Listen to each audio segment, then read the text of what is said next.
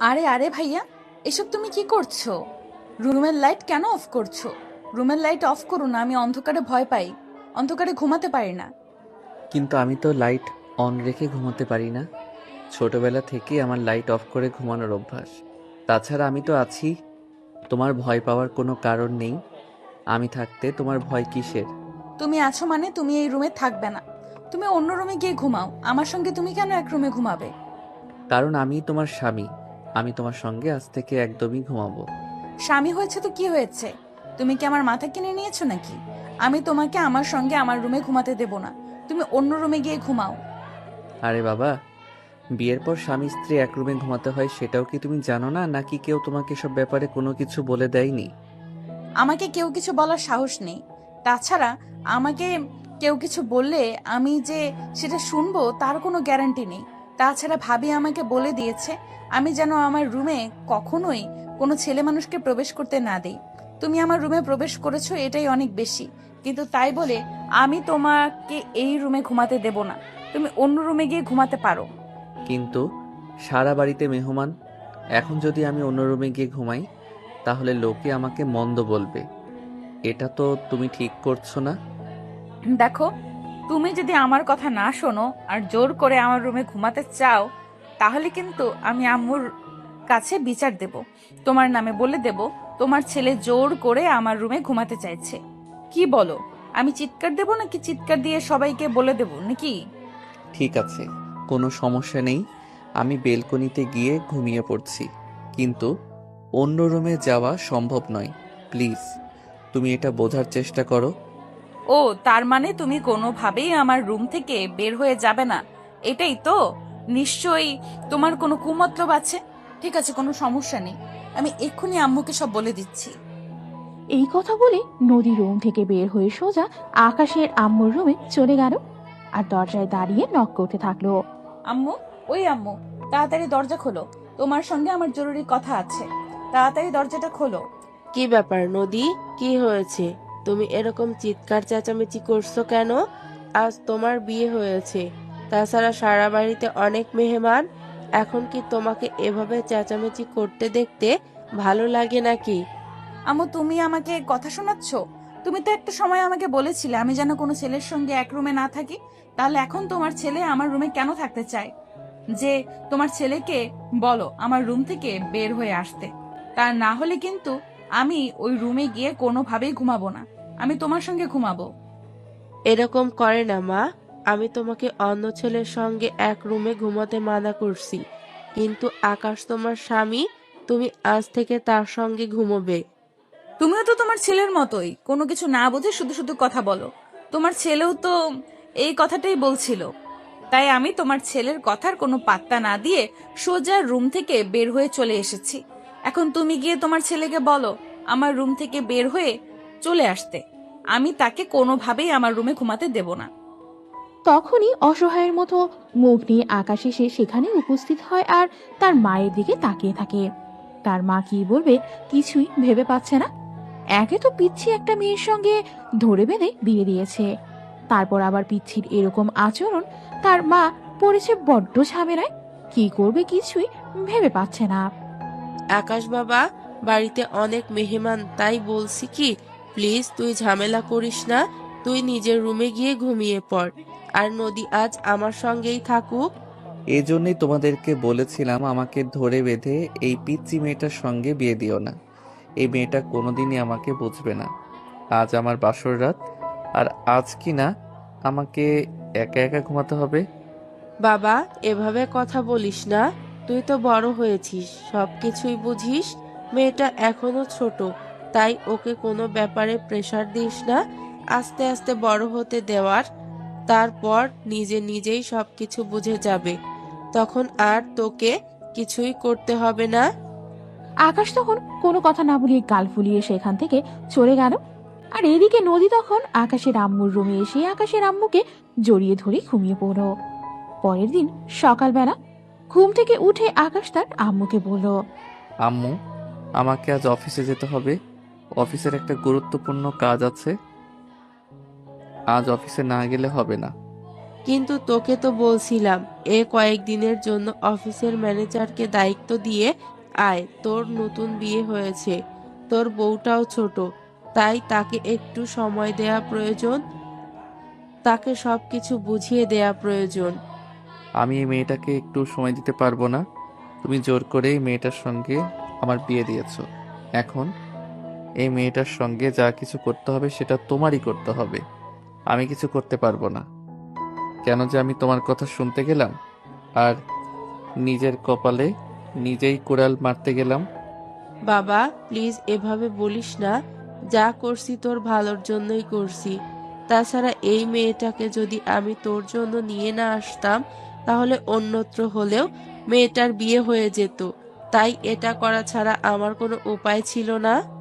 হ্যাঁ, আরেকজনের ভালো করতে গিয়ে এখন তার পরিণাম আমাকে ভোগ করতে হচ্ছে। যাই হোক, আমাকে আজ অফিসে যেতে হবে। আমাকে তাড়াতাড়ি একটু নাস্তা বানিয়ে দাও, আমি অফিসে চলে যাই। এরপর তার আম্মু কি আর কোনো কথা বলার সুযোগ না দিয়েই শেষ হয়ে যায় নিজের রুমে চলে গেল। এদিকে আকাশের আম্মুই নদীকে ঘুম থেকে ডেকে তুলল, তারপর ফ্রেশ করিয়ে দিল। আকাশের আম্মু কিচেনে এসে আকাশের জন্য নাস্তা তৈরি করলো আর তারপর নদীকে ডাকতে লাগলো। আকাশের আম্মুর ডাক শুনেই নদী রান্নাঘরে চলে আসলো। আম্মু, তুমি আমাকে ডাকছিলে? হ্যাঁ আকাশ, একটু পরেই অফিসে চলে যাবে, তুমি ওর নাস্তাটা দিয়ে এসো আর ওকে বলে এসো দুপুরের খাবার সময় হলে যেন বাসায় চলে আসে। সবাই মিলে একসঙ্গে বসে দুপুরের খাবার খাবো। আচ্ছা ঠিক আছে, কপালটা আমার কাছে দাও, আমি এক্ষুনি ভাইয়াকে দিয়ে আসছি। নদীর মুখ থেকে নিজের স্বামীকে ভাইয়া বলে ডাকটা শুনিয়ে আকাশের আম্মু হাসবে না কাঁদবে কিছুই বুঝতে পারছে না। তারপরও তিনি নদীকে নিজের কাছে ডেকে নিলেন আর বললেন, নদী, তুমি তো ভালো মেয়ে, দেখো তোমাকে একটা কথা বলি, তুমি আমার কথাটা বোঝার চেষ্টা করো। আকাশের সঙ্গে তোমার বিয়ে হয়ে গেছে, আকাশ তোমার স্বামী, তাই আকাশকে তুমি ভাইয়া বলে রেখো না। কিন্তু তুমি তো বললে যে তোমাকে আম্মু বলে ডাকতে, আর যদি তোমাকে আম্মু বলে ডাকি তোমার ছেলে তো আমার ভাইয়াই হবে, তাই আমি তোমার ছেলেকে ভাইয়া বলে ডাকবো। এরপর আকাশের আম্মুকে আর কোনো কথা বলার সুযোগই না দিয়ে নদী না তার প্লেট হাতে নিয়ে দৌড়ে সেখান থেকে চলে গেল। সোজা আকাশের রুমের দরজার সামনে এসে দাঁড়ালো। আকাশের রুমের দরজা ভেতর থেকে বন্ধ ছিল, তাই নদী বাহির থেকে দরজায় নক করলো। আকাশ ভাইয়া, আকাশ ভাইয়া, রুমের দরজাটা খোলো, তোমার জন্য নাস্তা নিয়ে এসেছি। তুমি নাকি অফিসে যাবে, তাই আম্মু তোমার জন্য নাস্তা পাঠিয়েছে। আকাশ ক্রমের দরজাটা খুললো আর নদীকে দেখতে পেয়ে নদীর হাত থেকেই নাস্তার প্লেটটা নিল আর নদীর হাতটা ধরে বলল, এসো, তুমিও আমার সঙ্গে খাবে।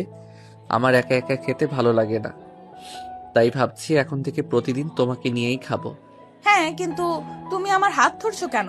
আমার ভাবি তো বলেছিল আমি যেন কখনো আমার হাত কোনো ছেলেকে ধরতে না দেই, যে আমার তুমি যে আমার হাতটা ছেড়ে দাও। উফ আল্লাহ, তুমি রক্ষা করো আমায়। এখন কি না আমি আমার নিজের বউয়ের হাত পর্যন্ত ধরতে পারবো না? আমি কেমন মেয়েকে বিয়ে করেছি সেটাই বুঝতে পারছি না। কি হলো ভাইয়া, তুমি কি কিছু বলছো নাকি? আমি আস্তে আস্তে কথা শুনতে পাই না, আমার কানে সমস্যা আছে। আমাকে কিছু বললে জোরে জোরে বলবে। না, আমি তোমাকে কিছু বলতে যাব কেন? তোমাকে কিছুই বলিনি আমি। আমার কপালের কথা বলছি। আমার কপালটা এত ভালো যে তোমার মতো ভালো একটা মেয়েকে বউ করে পেলাম। যাই হোক, এখন কি তুমি আমার সঙ্গে নাস্তা করবে? হ্যাঁ, তুমি যদি আমাকে নিজের হাতে খাইয়ে দাও তাহলে আমি তোমার সঙ্গে নাস্তা করব। তাছাড়া তুমি তো জানো আমি নিজের হাতে খাবার খেতে পারি না, আর নিজের সাথে খাবার খেলেও আমার পেট ভরে না। আমাদের বাসায় তো সব সময় ভাবি আমাকে খাবার খাইয়ে দিত। আচ্ছা ঠিক আছে, কোনো সমস্যা নেই। তুমি আসো আমার সঙ্গে, আমি তোমাকে আমার নিজের হাতে খাবার খাইয়ে দেব। এই বলে আকাশ নদীকে নিয়ে রুমের ভেতর চলে আসতো আর তারপর দুজনে মিলেই নাস্তাটা সেরে দিল। নাস্তা শেষ হলে আকাশ রেডি হয়ে অফিসে চলে আসতো। অফিসে এসে নিজের কেবিনে বসে কাজ করছিল। তখনই তার কলিগ এসে তাকে বলল, কি ব্যাপার দোস্ত, কি অবস্থা তোর? শুনলাম নাকি বিয়ে করেছিস, আমাদের দাওয়াত দিলি না কেন? দোস্ত, তোদের দাওয়াত দেওয়ার মতো অবস্থাটা হয়নি।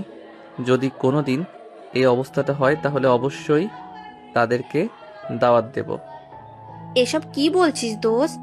আমি তো কিছুই বুঝতে পারছি না। যদি একটু খুলে বলতি। কি আর বলবো দোস্ত, কপাল খারাপ থাকলে যা হয় আর কি। আমার মা আমাকে জোর করে ধরে বেঁধে একটা পিচ্চি মেয়ের সঙ্গে বিয়ে দিয়ে দিয়েছে, যে এখনো বিয়ের পর্যন্তই বুঝে না। আমি বুঝতে পারছি না কি হতে চলেছে আমার সঙ্গে। ধুর, এসব কি বলছিস? তোকে পিচ্চি মেয়ের সঙ্গে বিয়ে দিতে যাবে কেন? তুই কি এখনো পিচ্চি নাকি যে তোকে পিচ্চি মেয়ের সঙ্গে বিয়ে দেবে? ফাজলামো করছিস কেন? আরে ভাই, আমি কে তোর সঙ্গে ফাইজলামি করতে যাব? আমি একদম ফাইজলামি করছি না, যা বলছি একদম সত্য কথাই বলছি। আমার আম্মু জোর করে আমাকে ধরে বেঁধে একটা পিচ্চি মেয়ের সঙ্গে বিয়ে দিয়েছে। আমি তোর কথা একদমই বিশ্বাস করছি না। তুই যদি তোর বইয়ের ছবিটা আমায় দেখাতে পারিস, বিয়ের দিনের ছবিটা দেখাতে পারিস, তাহলে আমি বিশ্বাস করব তোর কথা। না হলে তোর কথা বিশ্বাস করার প্রশ্নই ওঠে না। আকাশ তখন কোনো উপায়ন্তর না পেয়ে প্রবলেমটা থেকে মোবাইলটা বের করলো আর মোবাইল থেকে তার বউয়ের ছবিটা দেখালো। এটা দেখে রিয়া মাথায় হাত দিয়ে বসে পড়লো। বেশ কিছুক্ষণ চুপচাপ রইল, তখন আকাশ বলতে লাগলো, কিরে, এবার তো আমার কথা বিশ্বাস হলো? এখন কেন তুই মাথায় হাত দিয়ে বসে আছিস? তোকে যে বললাম আমার আম্মু আমাকে জোর করে একটা পিচ্চি মেয়ের সঙ্গে বিয়ে দিয়েছে, তুই তো এই কথাটা বিশ্বাসই করতে চাইছিলি না। কি করে বিশ্বাস করব? তুই নিজেই সেটা বল। আন্টির মতো সুস্থ মস্তিষ্ক সম্পন্ন একটা মানুষ যদি এরকম কাজ করে, তাহলে তো এটা বিশ্বাস করার মতো নয়। বুঝতে পারছি না আন্টির মাথায় কি ঢুকেছে যে তোকে এরকম একটা পিচ্চি মেয়ের সঙ্গে বিয়ে দিতে হলো। জানিস দোস্ত, কি বলবো, বাসর রাতে একা একা ঘুমাতে হয়েছে। যেখানে 25টা বছর ধরে স্বপ্ন বুনছি বাসর রাতে বউর সঙ্গে কত রোম্যান্স করব, কিন্তু রোমান্টিক খাতায় আগুন। জানি না জীবনে কোনো পাপ করেছিলাম যার ফল আমাকে এভাবে ভোগ করতে হচ্ছে। সত্যি মন খারাপ করিস না দোস্ত, আল্লাহ যা করে ভালোর জন্যই করে। আল্লাহ নিশ্চয়ই তোর জন্য ভালো কিছু রেখেছে, তাই হয়তো এরকমটা হয়েছে। তুই কোনো চিন্তা করিস না, সব ঠিক হয়ে যাবে। কি ঠিক হবে? আমি তো সেটাই বুঝতে পারছি না, কেন আমার সঙ্গে এরকম হতে হলো। আমি তো জীবনে কোনো ভুল করিনি, কোনো কলেজ ভার্সিটি লাইফ পর্যন্ত কোনো প্রেম করিনি। বিয়ে করে বউয়ের সঙ্গে প্রেম করব বলে, আর এখন আমার প্রেম বাতাসে চলছে। আরে ভাই, মন খারাপ করিস না। বললাম তো, আল্লাহ যা করে ভালোর জন্যই করে। নিশ্চয়ই তোর জন্য ভালো কিছু রেখেছে। আল্লাহর ওপর ভরসা রাখ। মেয়েটা এখন পিচ্চি, তাই বলে সারা জীবন পিচ্চি থাকবে সেরকম তো নয়। যাই হোক, তোর বউ কোন ক্লাসে পড়ে রে? আম্মুর কাছে শুনলাম এই বছর নাকি ইন্টার ফার্স্ট ইয়ারে পড়ে। তাহলে আর এত চিন্তার কি আছে? আর বছর 2-1 সময় অপেক্ষা কর। মেয়েটার মধ্যে ম্যাচুরিটি চলে আসবে, তখন আর তোকে এত চিন্তা করতে হবে না। হ্যাঁ, সেটাই তো। বিয়ে করলাম 2 বছর আগে, আর বাসর করতে হবে আরো 5 বছর পরে। আচ্ছা তুই এখন যা, আমাকে একটু একা থাকতে দে। আমার কিছু ভালো লাগছে না, আমি এসব আর নিতে পারছি না।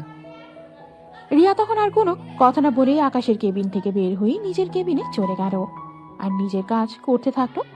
এদিকে আকাশ অফিসের কাজ শেষ করে অফিস থেকে বের হয়ে বন্ধুদের সঙ্গে আড্ডা দিতে চলে গেল। বন্ধুদের সঙ্গে আড্ডা দিতে দিতে কখন যে সন্ধ্যা পেরিয়ে রাত হয়ে গেল সেটা তার খেয়ালই ছিল না। রাত তখন 11টা বাজে। তখনই হঠাৎ মোবাইলে একটা অন্য নাম্বার থেকে ফোন আসতো। আকাশ সচরাচর আননোন নাম্বারের ফোন রিসিভ করে না, তাই ফোনটা রিসিভ করলো না। তারপর বেশ কয়েকবার ফোনটা বাজলো, কিন্তু আকাশ একবারও ফোনটা রিসিভ করলো না। তখনই হঠাৎ ছোট একটা মেসেজ আসতো। ভাইয়া কোথায় তুমি? বাসায় আসবে কখন? আর তোমাকে সেই কখন থেকে ফোন দিচ্ছি, তুমি ফোন তুলছো না কেন? প্লিজ একবার ফোনটা রিসিভ করো। আকাশ খুব ভালোভাবেই বুঝতে পারলো এটা নদী ছাড়া অন্য কেউ হতেই পারে না, তাই সে ফোন ব্যাক করলো। হ্যালো, কে বলছো তুমি? আমি নদী বলছি ভাইয়া। তুমি বাসায় আসবে কখন? সে কখন থেকে তোমার জন্য খাবার নিয়ে অপেক্ষা করছি, কিন্তু তুমি এখনো আসছো না কেন? তাড়াতাড়ি চলে আসো। ও আচ্ছা, ঠিক আছে, আমি এক্ষুনি চলে আসছি। অফিস শেষ করে বন্ধু। তোমার কিছু লাগবে নাকি? না, আমার কিছুই লাগবে না, তুমি তাড়াতাড়ি চলে আসো, আমার খুব ক্ষুধা পেয়েছে, কিছু খাবো। এই বলেই নদী সঙ্গে সঙ্গে ফোনটা কেটে দিল। আর আকাশ যখন বন্ধুদের কাছ থেকে বিদায় নিয়ে সেখান থেকে চলে আসতো, আর আস্তে আস্তে মনে মনে ভাবলো নদীর জন্য কিছু নিয়ে যাওয়া যাক। একটা দোকান থেকেই নদীর জন্য বেশ কিছু চকলেট কিনে নিল আর এগুলো নিয়েই বাসায় চলে আসতো। সে বাড়িতে সেই কলিং বেল চাপ দিতেই নদী এসে দরজা খুলে দিল। আকাশ নদীকে দেখতে পেয়ে বলল, কি ব্যাপার, বাড়ির সবাই মনে হয় ঘুমিয়ে গেছে, তুমি এখনো ঘুমাওনি কেন? তুমি কেন এখনো সজাগ বসে আছো? তোমার ঘুম পাইনি? না মানে আসলে ভাবি বলেছিল আর রাতের খাবার কখনোই একা একা না খেতে, স্বামী বাসায় আসলে তারপর তাকে নিয়ে খেতে। আর রাত 11টা বেজে গেল, এখনো আপনি আসলেন না, তাই আপনার জন্যই অপেক্ষা করছিলাম। ও আচ্ছা, ঠিক আছে, সরি। আজকের মতো আমাকে ক্ষমা করে দাও। আমি আর কখনোই এত দেরি করে বাসায় ফিরবো না। আমি সব সময় রাত 8টা বাজার সঙ্গে সঙ্গে বাসায় ফিরে আসবো। আচ্ছা ঠিক আছে, এখন আসো দুজনে একসঙ্গে মিলে খাবার খেয়ে নিই। এই বলেই নদী খাবার প্লেটে বাড়তে লাগলো। আর তখনই আকাশ বলল, খাবার এক পেটে নাও, আমি তোমাকে খাইয়ে দেবো। তুমি না বললে তুমি নিজের হাতে খাবার খেতে পারো না। হ্যাঁ, সেটা অবশ্য ঠিক, আম্মু বলেছিল আম্মু খাবার খাইয়ে দিবে, কিন্তু আমি বলেছিলাম আম্মুর সাথে খাবো না। এই বলে আকাশ আর নদী দুজনেই রাতের খাবার খেয়ে নিল। তারপর নদী সবকিছু গুছিয়ে রেখে আকাশের রুমে আসতো আর আকাশকে বলতে লাগলো, আম্মুর আবার কি হলো সেটাই তো বুঝতে পারছি না।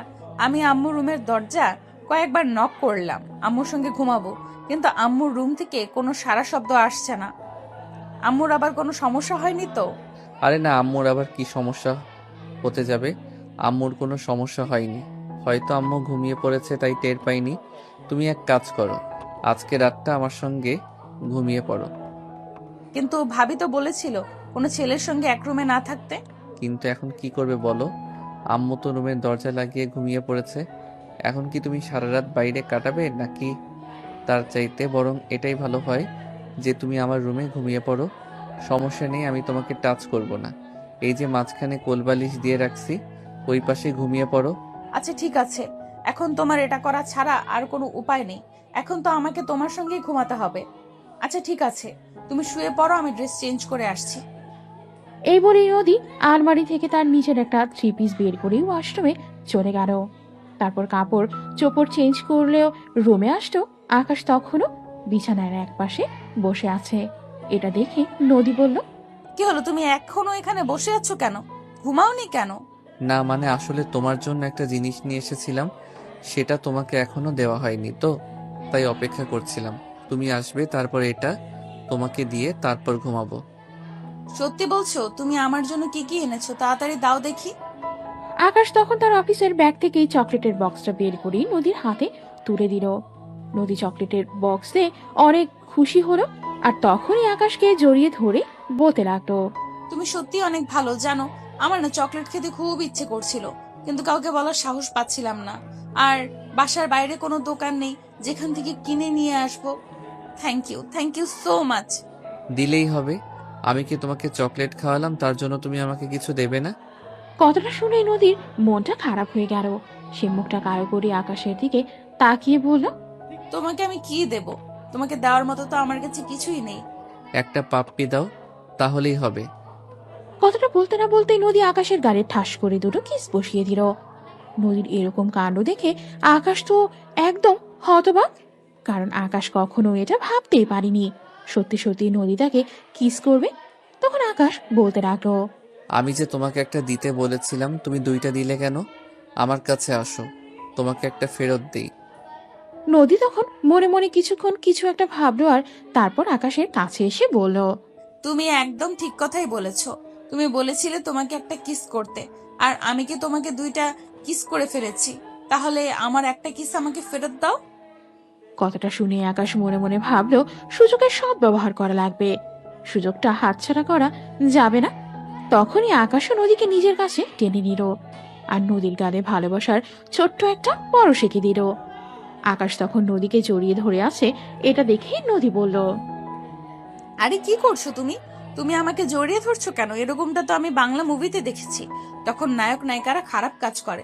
তুমি কি আবার আমার সঙ্গে ওইসব খারাপ কাজ করবে নাকি? একদম কিন্তু ওইসব করবে না, করলে ভালো হবে না, আমি আম্মুর কাছে বলে দেবো সব।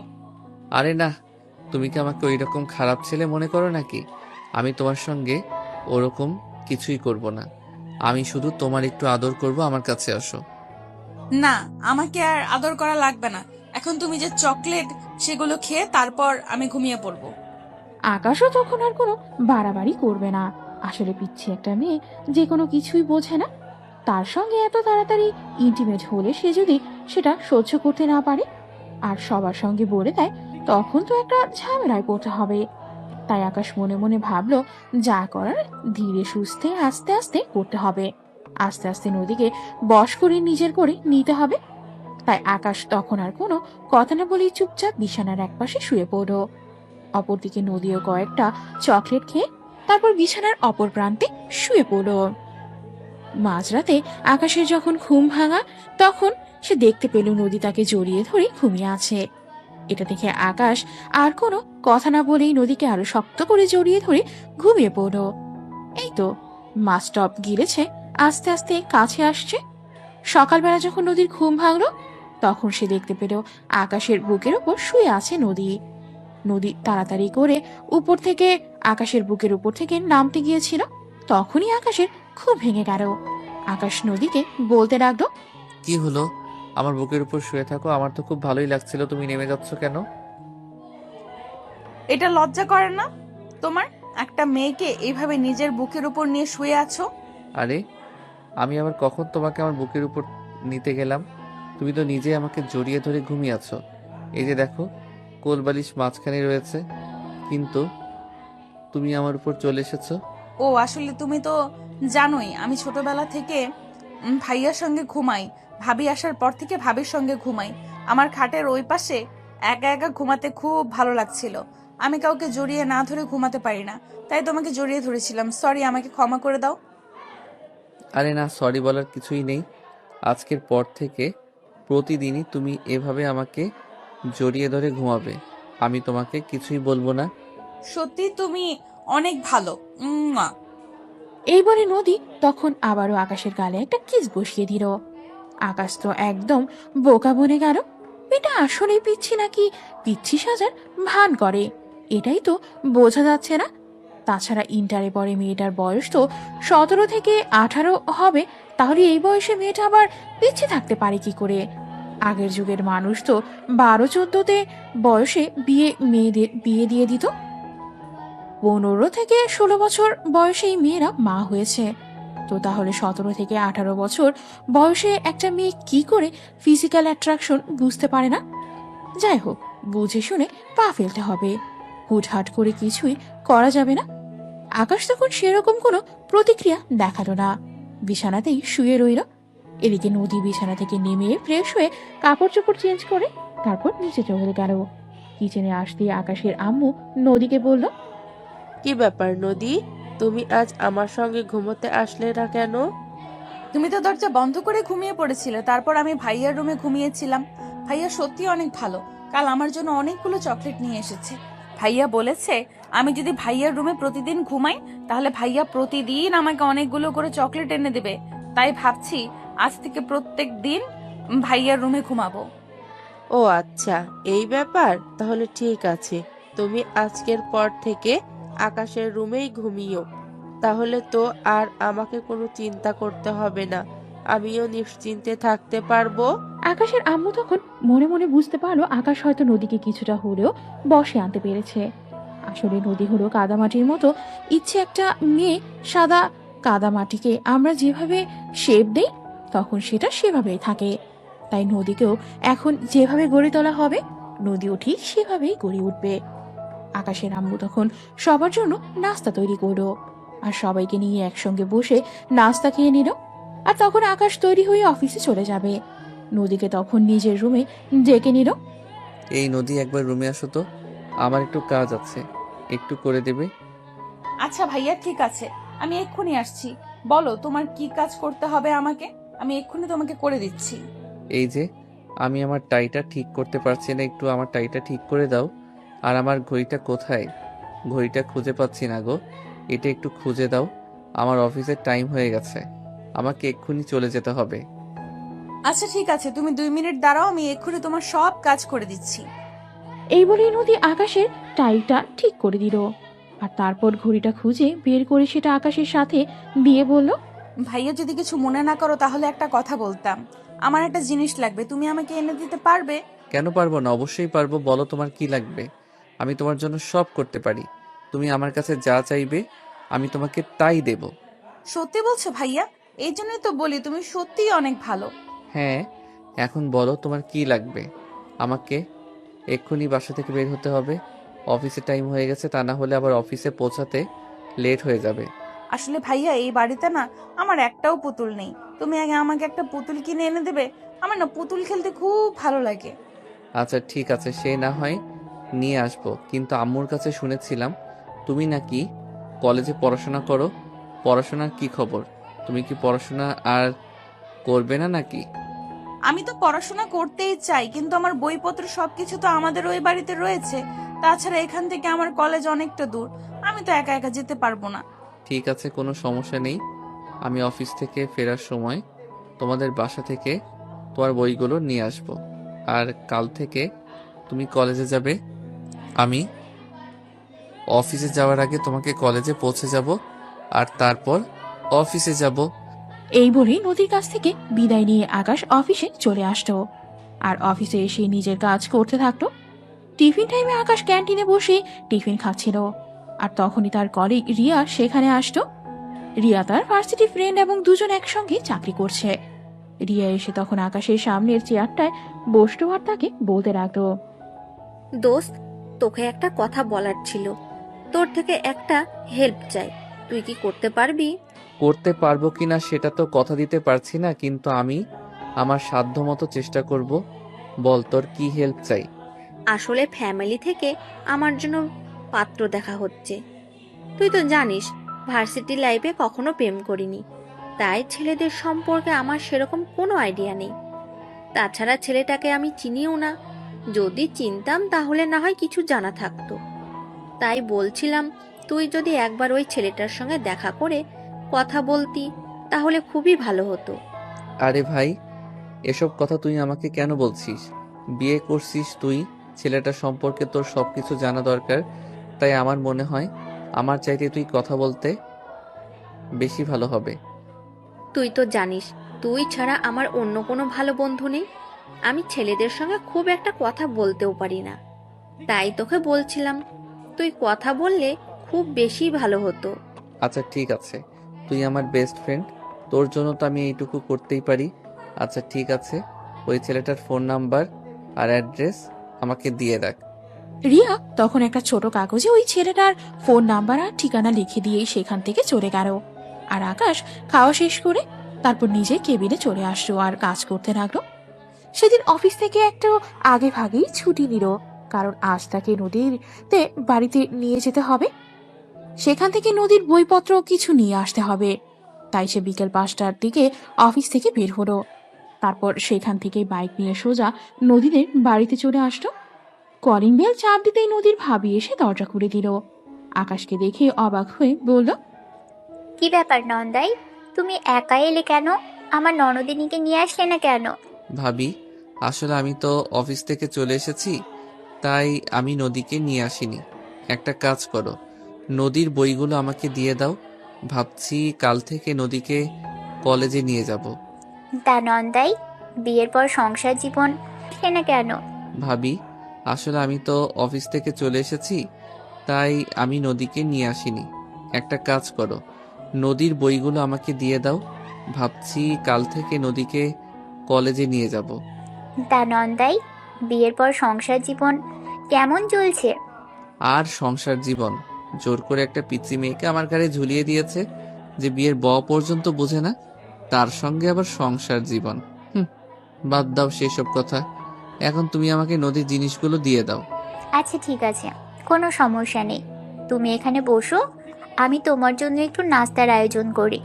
প্রথম শ্বশুর বাড়িতে আসলে খালি মুখে চলে যেতে দিব নাকি? তারপর তোমার যা লাগে নিয়ে যেও। আচ্ছা ঠিক আছে, কিন্তু যা করবে একটু তাড়াতাড়ি করো। আমার হাতে কিন্তু এত সময় নেই। আমাকে আবার 8টার মধ্যে বাসায় যেতে হবে, তা না হলে আবার তোমার নন্দিনী মেজাজ দেখাবে। অন্য কিছু না পারলে মেজাজ দেখাতে পারে। আর দেখো, আমার ননদি ছোট বলে অবহেলা করো না, কিন্তু সে কিন্তু সারা জীবন ছোট থাকবে না, একটা সময় সে সব কিছুই বুঝতে পারবে। তখন কিন্তু তোমার এই অবহেলাগুলোর জবাব সে হাড়ে হাড়ে দিবে। এ ভাই, সময়ের জিনিসটা যদি সময় না পাই 5 বছর পরে পেয়ে কি লাভ হবে? তখন কি আর এত ইন্টারেস্ট থাকবে নাকি? অবশ্যই থাকবে। কেন? তুমি 5 বছর পর কি বুড়ো হয়ে যাবে নাকি? 5 বছর পর তো তুমিও এখন যেমন আছো সেই রকমই থাকবে। মেয়েরা বুড়ো হয়ে যায়, ছেলেরা বুড়ো হয় না। আচ্ছা, বাদ দাও না এসব কথা। এখন যে কাজটা করার জন্য এসেছি সেই কাজটা করতে দাও। আমাকে তো আবার বাসায় ফিরতে হবে। তিশা তখন আর কোনো কথা না বলে চুপচাপ কিচেনে চলে গেল। তারপর আকাশের জন্য নাস্তা বানিয়ে নিয়ে আসতো। আকাশকে নাস্তা খেতে দিয়ে নদীর প্রয়োজনীয় সব জিনিসপত্র গুছিয়ে নিয়ে আসতো, আর সেগুলো আকাশের হাতে তুলে দিয়ে বলল, দেখো, আমার ননদটা ছোট বলে অবহেলা করো না। মেয়েটা ছোটবেলা থেকে অনেক কষ্ট পেয়ে বড় হয়েছে। ছোটবেলা থেকে বাবা মাকে পায়নি। আমার স্বামী অনেক আদর যত্ন করে মেয়েটাকে মানুষ করেছে, আর বিয়ের পর থেকে আমি করেছি। প্লিজ কখনো আমার ননদটাকে কোনো ব্যাপারে কষ্ট দিও না। চিন্তা করবেন না, আপনার না না তবু চলে, কিন্তু আমি অবুঝ নেই। আমি মোটামুটি সবকিছুই বুঝতে পারি, তাই কোনো চিন্তার কারণ নেই। আমি চেষ্টা করছি যতটা সম্ভব মানিয়ে নেওয়ার। আচ্ছা ঠিক আছে, তাহলে তাই করো। কারণ এটা করা ছাড়া তো আর কোনো উপায় নেই। জানোই তো, এই মুহূর্তে আমার হাজবেন্ডও আমার পাশে নেই। আমি নিজেই যে কতটা খারাপ অবস্থায় আছি সেটা আল্লাহ ছাড়া কেউ জানে না। সেই কারণে আমাদের দেখাশোনা করা আমার জন্য খুবই ডিফিকাল্ট হয়ে দাঁড়িয়েছে। তাই আমি এই কাজটা করতে বাধ্য হলাম। ভাবি, আপনি কোনো চিন্তা করবেন না। আমি আপনার জন্য আমি আপনার জন্য প্রতি মাসের খরচ পাঠিয়ে দেব। আমি তো জানি আপনার নিজেরও বাবা মা কেউ নেই, তাই আপনারও তো যাওয়ার কোনো জায়গা নেই। আপনি নদীর ভাবি, মানে আমারও ভাবি, তাই আপনার প্রতি আমারও দায়িত্ব কোনোভাবেই কম নয়। আমি আছি আপনার পাশে, চিন্তা করবেন না। অনেক ধন্যবাদ তোমাকে ভাই। আমার ননদটাকে কোনো কষ্ট দিও না। আমার ননদটা যেন কোনো দিনও তোমার প্রতি বিন্দু মাত্র আক্ষেপ প্রকাশ করতে না পারে। আশা করি সেরকমটা কোনোদিনও হবে না। আজ তাহলে ভাবি আসি, অনেক দেরি হয়ে গেল। আর হ্যাঁ, আপনি কিন্তু কাল ও পরশু নাগাদ একবার আমাদের বাড়ি থেকে ঘুরে আসবেন। আসলাম তাহলে, আল্লাহ হাফেজ। এই কথা বলে আকাশ নদীর ভাবির কাছ থেকে বিদায় নিয়ে তাদের বাড়ি থেকে বের হয়ে চলে আসতো। আর আসার সময় শপিং মল থেকে নদীর জন্য বেশ কয়েকটা পুতুল আর সেই সঙ্গে কিছু চকলেট কিনে নিল। শপিং মল থেকে বের হতে যাবে তখনই সামনে একটা ফুলের দোকান চোখে পড়ল। আকাশ মনে মনে ভাবলো, মেয়েরা তো অনেক ফুল পছন্দ করে, নদীও তো একটা মেয়ে, নিশ্চয় সে এর ব্যতিক্রম হবে না। তাই নদীর জন্য কিছু ফুল কিনে নিল। তারপর সবগুলো নিয়ে বাসায় চলে আসলো। বাসায় এসে কলিং বেল চাপ দিতেই নদী দৌড়ে এসে দরজা খুলে দিল। দরজা খুলে এসে আকাশকে দেখতে পেয়ে বলল, কি ব্যাপার ভাইয়া, তুমি না বলেছিলে আজ আমার বইপত্র সবকিছু নিয়ে আসবে? তাহলে আনোনি কেন? তুমি কি আমাকে মিথ্যে বলেছিলে? সারাদিন অফিসের কাজ করেই বুঝতে পেরেছো আমার ওইসব কথা মনে ছিল না। তুমি আমাকে ফোন দিয়ে বলে দাওনি কেন? তাহলে তো নিয়ে আসতে পারতাম। তুমিই তো বলেছিলে তুমি নিজেই নিয়ে আসবে, তাই আমি তোমাকে ফোন করিনি। তাছাড়া এখন তো রাত, সবে মাত্র 9টা বাজে, আর একটু লেট হলে আমি না হয় ফোন করতাম। আচ্ছা ঠিক আছে, তোমার যখন মনে নেই তখন আর কি বলবো। বলেই নদী তখন মন খারাপ করে সেখান থেকে চলে যাচ্ছিল। তখনই পেছন থেকে আকাশ তার হাতটা ধরে ফেললো আর একটা নিয়ে নিজের কাছে টেনে নিল। এটা থেকে নদী বলতে লাগলো, এইসব তুমি কি করছো? তুমি আমাকে নিজের কাছে টেনে নিচ্ছ কেন? আরে পাগলি মেয়ে, এভাবে রাগ করতে আছে নাকি? আমি তোমার সবকিছুই নিয়ে এসেছি। আমি দেখছিলাম তুমি জিনিসগুলো না দেখে কেমন রিয়াকশন করো। তুমি এরকম কেন বলো তো? আমাকে কষ্ট দিলে তোমার ভালো লাগে? আমি তো ভেবেছিলাম সত্যিই তুমি আমার জিনিসগুলো নিয়ে আসোনি, তাই তো মন খারাপ করেছিলাম। আর এদিকে তুমি আমাকে মিথ্যা কথা বললে। সরি, আর কখনোই তোমাকে মিথ্যে কথা বলবো না। এই নাও, এখানে তোমার প্রয়োজনীয় সব কিছু আছে। এই যে তোমার পুতুল আর চকলেট। হায় আল্লাহ, আমার জন্য এতগুলো পুতুল নিয়ে এসেছো? আমি তো তোমাকে এতগুলো পুতুল আনতে বলিনি। আমি তো বলেছিলাম শুধু আমার একটা পুতুল হলেই চলবে। তাছাড়া তুমি যখন আমাদের বাড়িতে গিয়েছিলে, আমাদের বাড়িতে তো আমার অনেকগুলো পুতুল ছিল, ওইখান থেকে নিয়ে আসলেই পারতে। তুমি কেন নিজের টাকা খরচ করে এতগুলো পুতুল কিনতে গেলে? আরে বাবা, এতে দোষের কি আছে?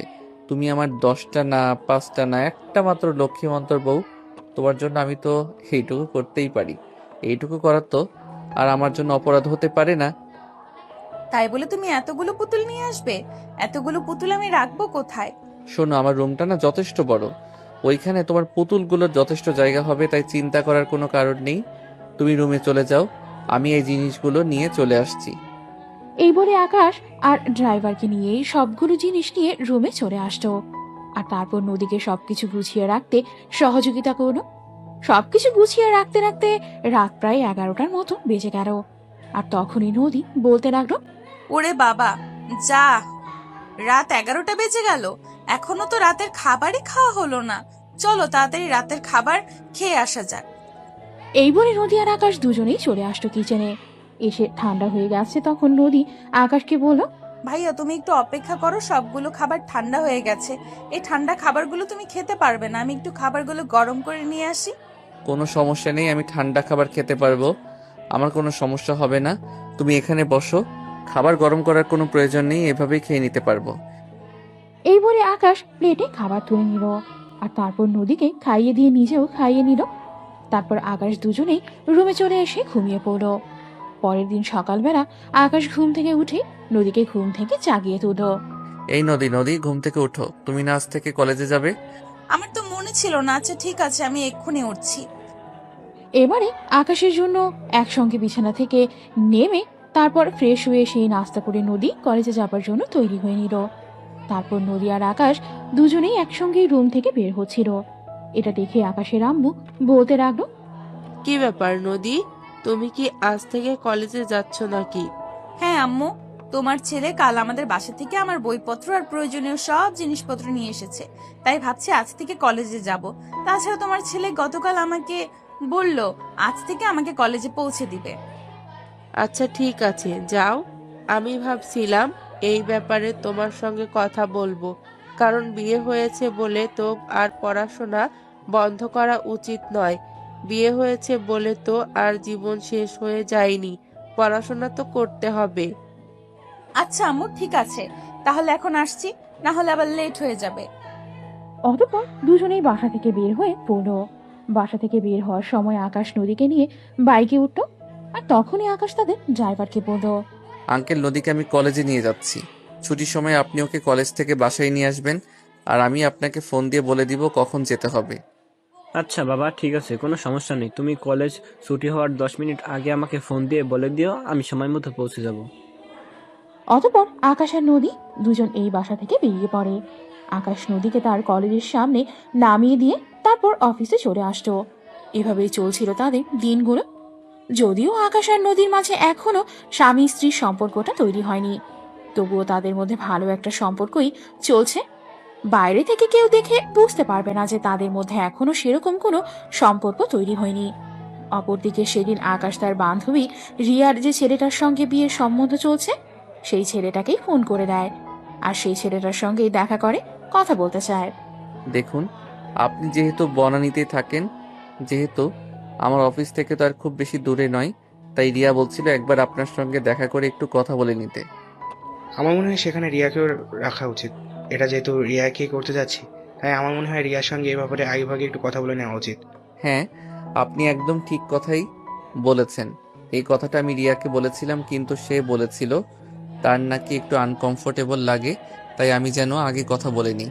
যাই হোক, আপনি কোনো চিন্তা করবেন না, আমি রিয়াকে আমার সঙ্গে নিয়ে আসবো। আচ্ছা ঠিক আছে, তাহলে আমরা আগামী ফ্রাইডেতে দেখা করি। এই বলে আকাশ আর রাজ কথা বলা শেষ করে ফোন রেখে দেয়। আর এর পরের দিন শুক্রবারে আকাশ সচরাচর সকাল সকাল ঘুম থেকে ওঠে না, কিন্তু সেদিন আকাশ সকাল সকাল ঘুম থেকে উঠেই নিজের প্রয়োজনীয় সব কাজ করে নেয়। আর তারপর নদী সকাল 11টার দিকে ঘুম থেকে উঠে দেখে আকাশ নিজের সব কাজ করে নিয়েছে। এটা দেখেই নদী বলে, ভাইয়া, তুমি তো কখনোই শুক্রবারে এত সকালে ঘুম থেকে ওঠো না, তাহলে আজ আবার তোমার কি হলো? তুমি এত সকালে ঘুম থেকে উঠেছো কেন? না মানে আসলে আজ আমার একটা বন্ধুর সঙ্গে দেখা করতে যাব, তো তাই তাড়াতাড়ি কাজগুলো করে নিলাম, যাতে বিকেলে কোনো কাজ না থাকে। আমিও তোমার সঙ্গে বাইরে যাব, অনেকদিন কোথাও বাইরে যাওয়া হয় না। আচ্ছা ঠিক আছে, তাহলে ফ্রেশ হয়ে তৈরি হয়ে নাও, আমি বিকেল 3টার দিকে বেরোবো। তোমাদের মেয়েদের তো আবার রেডি হতে একটু বেশি টাইম লাগে, তাই আগেভাগে রেডি হয়ে থেকো। দেখো আমি কিন্তু মোটেও ওই রকম না, যে মেয়েরা মেকআপ করে ময়দা সুন্দরী, ওদের একটু বেশি সময় লাগে, কিন্তু আমি তো আর মেকআপ করি না, আমি কিন্তু ন্যাচারালি সুন্দরী, তাই আমার রেডি হতে খুব একটা সময় লাগে না। তুমি একদম ঠিক কথাই বলেছো, তুমি এমনিতেই অনেক সুন্দরী, তোমার মেকআপ করার কোনো প্রয়োজন নেই। যাই হোক, এখন ঘুম থেকে উঠে পড়ো, সকালে নাস্তার সময় পেরিয়ে গেছে, আমার খুব ক্ষুধা পেয়েছে। তুমি ঘুম থেকে উঠোনি বলে আমি কিছু খাইনি। হায় আল্লাহ, তুমি এত সকালে ঘুম থেকে উঠেছো, তাহলে তো খাবার খেয়ে নিলেই পারতে। আমি তো ভেবেছি তুমি আজ ঘুম থেকে উঠবে, তাই আমিও ঘুম থেকে উঠিনি। আচ্ছা দাঁড়াও, আমি এক্ষুনি সব ব্যবস্থা করছি। এই বলেই নদী বিছানা থেকে নেমে ফ্রেশ হয়ে তাড়াতাড়ি কিচেনে চলে গেল নাস্তা বানানোর জন্য। আসলে শুক্রবারে কেউই দুপুরের আগে ঘুম থেকে ওঠে না, তাই নাস্তাও বানানো হয়নি। নদী সবার জন্য নাস্তা বানিয়ে নিল, তারপর আকাশকে নিয়ে নাস্তা খেয়ে নিল। তারপর দুপুরের রান্নাবান্না শেষ করে নদী তৈরি হয়ে আকাশের জন্য অপেক্ষা করতে লাগলো। কিছুক্ষণ পরে আকাশ তৈরি হয়ে নদীকে নিয়ে বের হয়ে গেল। আকাশ আজ বাড়ি গিয়ে গাড়ি নিয়ে বের হয়েছে। আকাশ গাড়ির ড্রাইভ করছে আর নদী তার পাশের সিটে বসে আছে। আকাশ তার বান্ধবী রিয়ার বাড়ির সামনে দাঁড় করালো। এটা দেখে নদী আকাশকে বলল, কি ব্যাপার, তুমি এখানে গাড়ি দাঁড় করালে কেন? তুমি তো বলে তোমার বন্ধুর সঙ্গে দেখা করতে যাবে, কিন্তু এটা তো একটা বাড়ি, এখানে কেন গাড়ি দাঁড় করিয়েছো? না মানে আসলে এখানে একটা মেয়ে আছে যে আমার সঙ্গে অফিসে কাজ করে, তা কেউ নিয়ে যেতে হবে, তো তাই এখানে গাড়ি দাঁড় করালাম। তার মানে অফিসে তোমার সঙ্গে মেয়েরাও কাজ করে? আচ্ছা, তুমি আবার মেয়েদের সঙ্গে প্রেম করো না তো? তবা তবা আস্তাগফিরুল্লাহ, আমি আবার মেয়েদের সঙ্গে কেন প্রেম করতে যাব? আমি একদম ওই রকম ছেলে নই। তুমি কি আমাকে দেখে ওই রকম খারাপ ছেলে মনে করো নাকি? না, সেরকমটা নয়। আসলে ছোটবেলা থেকে বাংলা মুভিতে দেখতাম ছেলেরা বড় হলে নাকি প্রেম করে, তাই তোমাকে বললাম আর কি। আচ্ছা, বাংলা মুভি দেখি শুধু প্রেম করাই দেখেছো, অন্য কিছু দেখোনি? অন্য কিছু মানে তুমি কি বোঝাতে চাইছো? আমি তো কিছুই বুঝতে পারলাম না। তখনই আকাশ কিছু একটা নদীকে বলতে চাইছিল, কিন্তু সে দেখ রিয়া, একদম ফালতু কথা বলিস না, এসব ফালতু কথা বলা একদম ভালো লাগে না। তাছাড়া নদী নিজের ইচ্ছায় আমার সাথে এসেছে, আমি তো তাকে বলেছিলাম আমি আমার এক বন্ধুর সঙ্গে দেখা করতে যাচ্ছি, আর তখন সে নিজের থেকেই বলল সেও আমার সঙ্গে আসবে, তাই তাকে নিয়ে এলাম। কারণ বিয়ের পর থেকে তো সে আর বাসা থেকে তেমন একটা বের হতে পারিনি। আমার ঘাট হয়েছে, আর কখনোই এমন কথা বলবো না। এখন দয়া করে গাড়িটা স্টার্ট কর। রাজের সঙ্গে আমার কথা হয়েছে, সে বলল সে নাকি রেস্টুরেন্টে বসে আমাদের জন্য অপেক্ষা করছে। এখন কথা না বাড়িয়ে গাড়িতে উঠে বসো, তা না হলে কিন্তু তোকে ফেলে রেখেই আমাকে গাড়ি নিয়ে চলে যেতে হবে। তখন রিয়া তাড়াহুড়ো করে গাড়িতে উঠে বসলো। আর এদিকে নদী ততক্ষণ সবকিছু চুপচাপ শুনলেও এখন আর চুপ থাকলো না। নদী তখন বলতে লাগলো, তার মানে তুমি আমার সঙ্গে মিথ্যা কথা বলছিলে? আমার সঙ্গে মিথ্যা কথা বলে তোমার কি লাভ বলো? আরে বাবা, আমি তোমার সঙ্গে মিথ্যে কথা কেন বলতে যাব? আমি রিয়ার হবু হাজবেন্ডের সঙ্গে দেখা করতে যাচ্ছি, রিয়াও যাচ্ছে আমার সঙ্গে, এখানে মিথ্যা বলার কি আছে? হ্যাঁ, এখন তো ধরা পড়ে গেছে বলে মিথ্যা কথা বলার কি আছে? আমি যদি না আসতাম তাহলে তো তুমি এটা জানতেই পারতাম না যে তুমি একটা মেয়েকে নিয়ে ঘুরতে যাচ্ছ। নদী, তুমি ভুল বুঝতে, সেরকম কিছুই না। আমি আমার হবু হাজবেন্ডের সঙ্গে দেখা করতে যাচ্ছি। একা একা যাব সেটা মন চাইছিল না। তাছাড়া আকাশ আমার খুব ভালো বন্ধু, তাই আকাশকে আমার সঙ্গে নিয়ে যাচ্ছি। তোমরা দুইজনই মিথ্যাবাদী, তোমরা দুইজনই আমার সঙ্গে মিথ্যা কথা বলছো। আচ্ছা ঠিক আছে, তুমি যখন আমাদের কথা বিশ্বাসই করছো না, তাহলে চলো আমাদের সঙ্গে। রেস্টুরেন্টে গেলেই বুঝতে পারবে আমি মিথ্যা বলছি না, সত্য বলছি। তারপর কেউই আর কোনো কথা বলল না। আকাশ গাড়ি চালিয়ে কিছুক্ষণের মধ্যেই রেস্টুরেন্টে এসে পৌঁছে গেল। রেস্টুরেন্টে এসে দেখতে পেল রাজ অনেকক্ষণ ধরেই সেখানে বসে অপেক্ষা করছে। আকাশ তখন রাজের সঙ্গে কৌশলাদি বিনিময় করলো আর নদীর সঙ্গেও রাজকে পরিচয় করিয়ে দিল। তারপর চারজনে মিলে বেশ কিছুক্ষণ গল্প গুজব করে খাওয়া দাওয়া করলো আর তারপর বাসায় চলে আসলো। বাসায় এসেই নদী রাজের হাত ধরে বলল, আই এম সরি, আমাকে ক্ষমা করে দাও, আমি আসলে বুঝতে পারিনি, তোমাকে ভুল বোঝার জন্য খুবই দুঃখিত। আরে ধুর, সরি বলার কি আছে? আমি কি তোমার কথায় কিছু মনে করিনি? আমি তোমার জায়গায় থাকলে এরকমটাই করতাম। আসলে ভুলটা আমারই, আগেই তোমার কাছে সবটা বলে দেওয়া উচিত ছিল। তাহলে কি আমার প্রতি তোমার কোনো অভিযোগ নেই? আসলে ভুলটা আমারই, আগেই তোমার কাছে সবটা বলে দেওয়া উচিত ছিল। না, একদমই না। তোমার প্রতি আমার কোনো অভিযোগ নেই, আর তোমার প্রতি আমার কোনো অভিযোগ থাকতে যাবে কেন? তুমি আমার 10টা না 5টা না একটা মাত্র আদরের বউ। তোমার প্রতি কি আমার কখনোই কোনো অভিযোগ থাকতে পারে? নদী তখন একটা মুচকি হাসি দিয়ে সেখান থেকে চলে যেতে চাইছিল। তখনই আকাশ পেছন থেকে বলল, নদী, আমাদের বিয়ে তো অনেক দিন হয়ে গেল, আজকে তোমার কাছ থেকে আমি কিছু পেতে পারি? কি পেতে চাও? একদম খারাপ কিছু চাইবে না কিন্তু। আচ্ছা, তুমি সব সময় এরকম কেন করো? আমি কেন তোমার কাছে খারাপ কিছু চাইতে যাব? আমি তো তোমার স্বামী, আমি তোমার কাছে সবকিছুই তো চাইতে পারি, তাই নয় কি? তাছাড়া আমি তো তোমার সব ইচ্ছে আবদার পূরণ করি। তুমি কি আমার এইটুকুই যে আবদার পূরণ করতে পারো না? বলো কি চাও? তোমার ভালোবাসা চাই নদী। দেখো, তুমিও একটা পরিপূর্ণ যুবতী আর আমিও একটা পরিপূর্ণ যুবক, তাই আমাদের মধ্যেই সেরকম সম্পর্ক হতেই পারে। তাছাড়া আমরা স্বামী স্ত্রী, কেন আমাদের মধ্যে এত বাধা? আমরা কাছে থেকেও কেন মাইলকে মাইল দূরত্ব মনে হয় আমাদের দুজনের মাঝখানে? সেটা তুমি চাও সেই জন্যই হয়। তুমি যদি নিজের থেকে আমাকে কাছে টেনে নিতে, তাহলে আমি কখনোই তোমাকে বাধা দিতাম না। মানে তুমি এতদিন জেনে শুনে আমার সঙ্গে এসব কিছু করেছো? তুমি সবকিছু জেনেও আমার সঙ্গে পিচ্চি সাজার চেষ্টা করেছো, তাই না? হ্যাঁ, এতদিন যা কিছু করেছি আমি তোমার সঙ্গে জেনে শুনেই করেছি।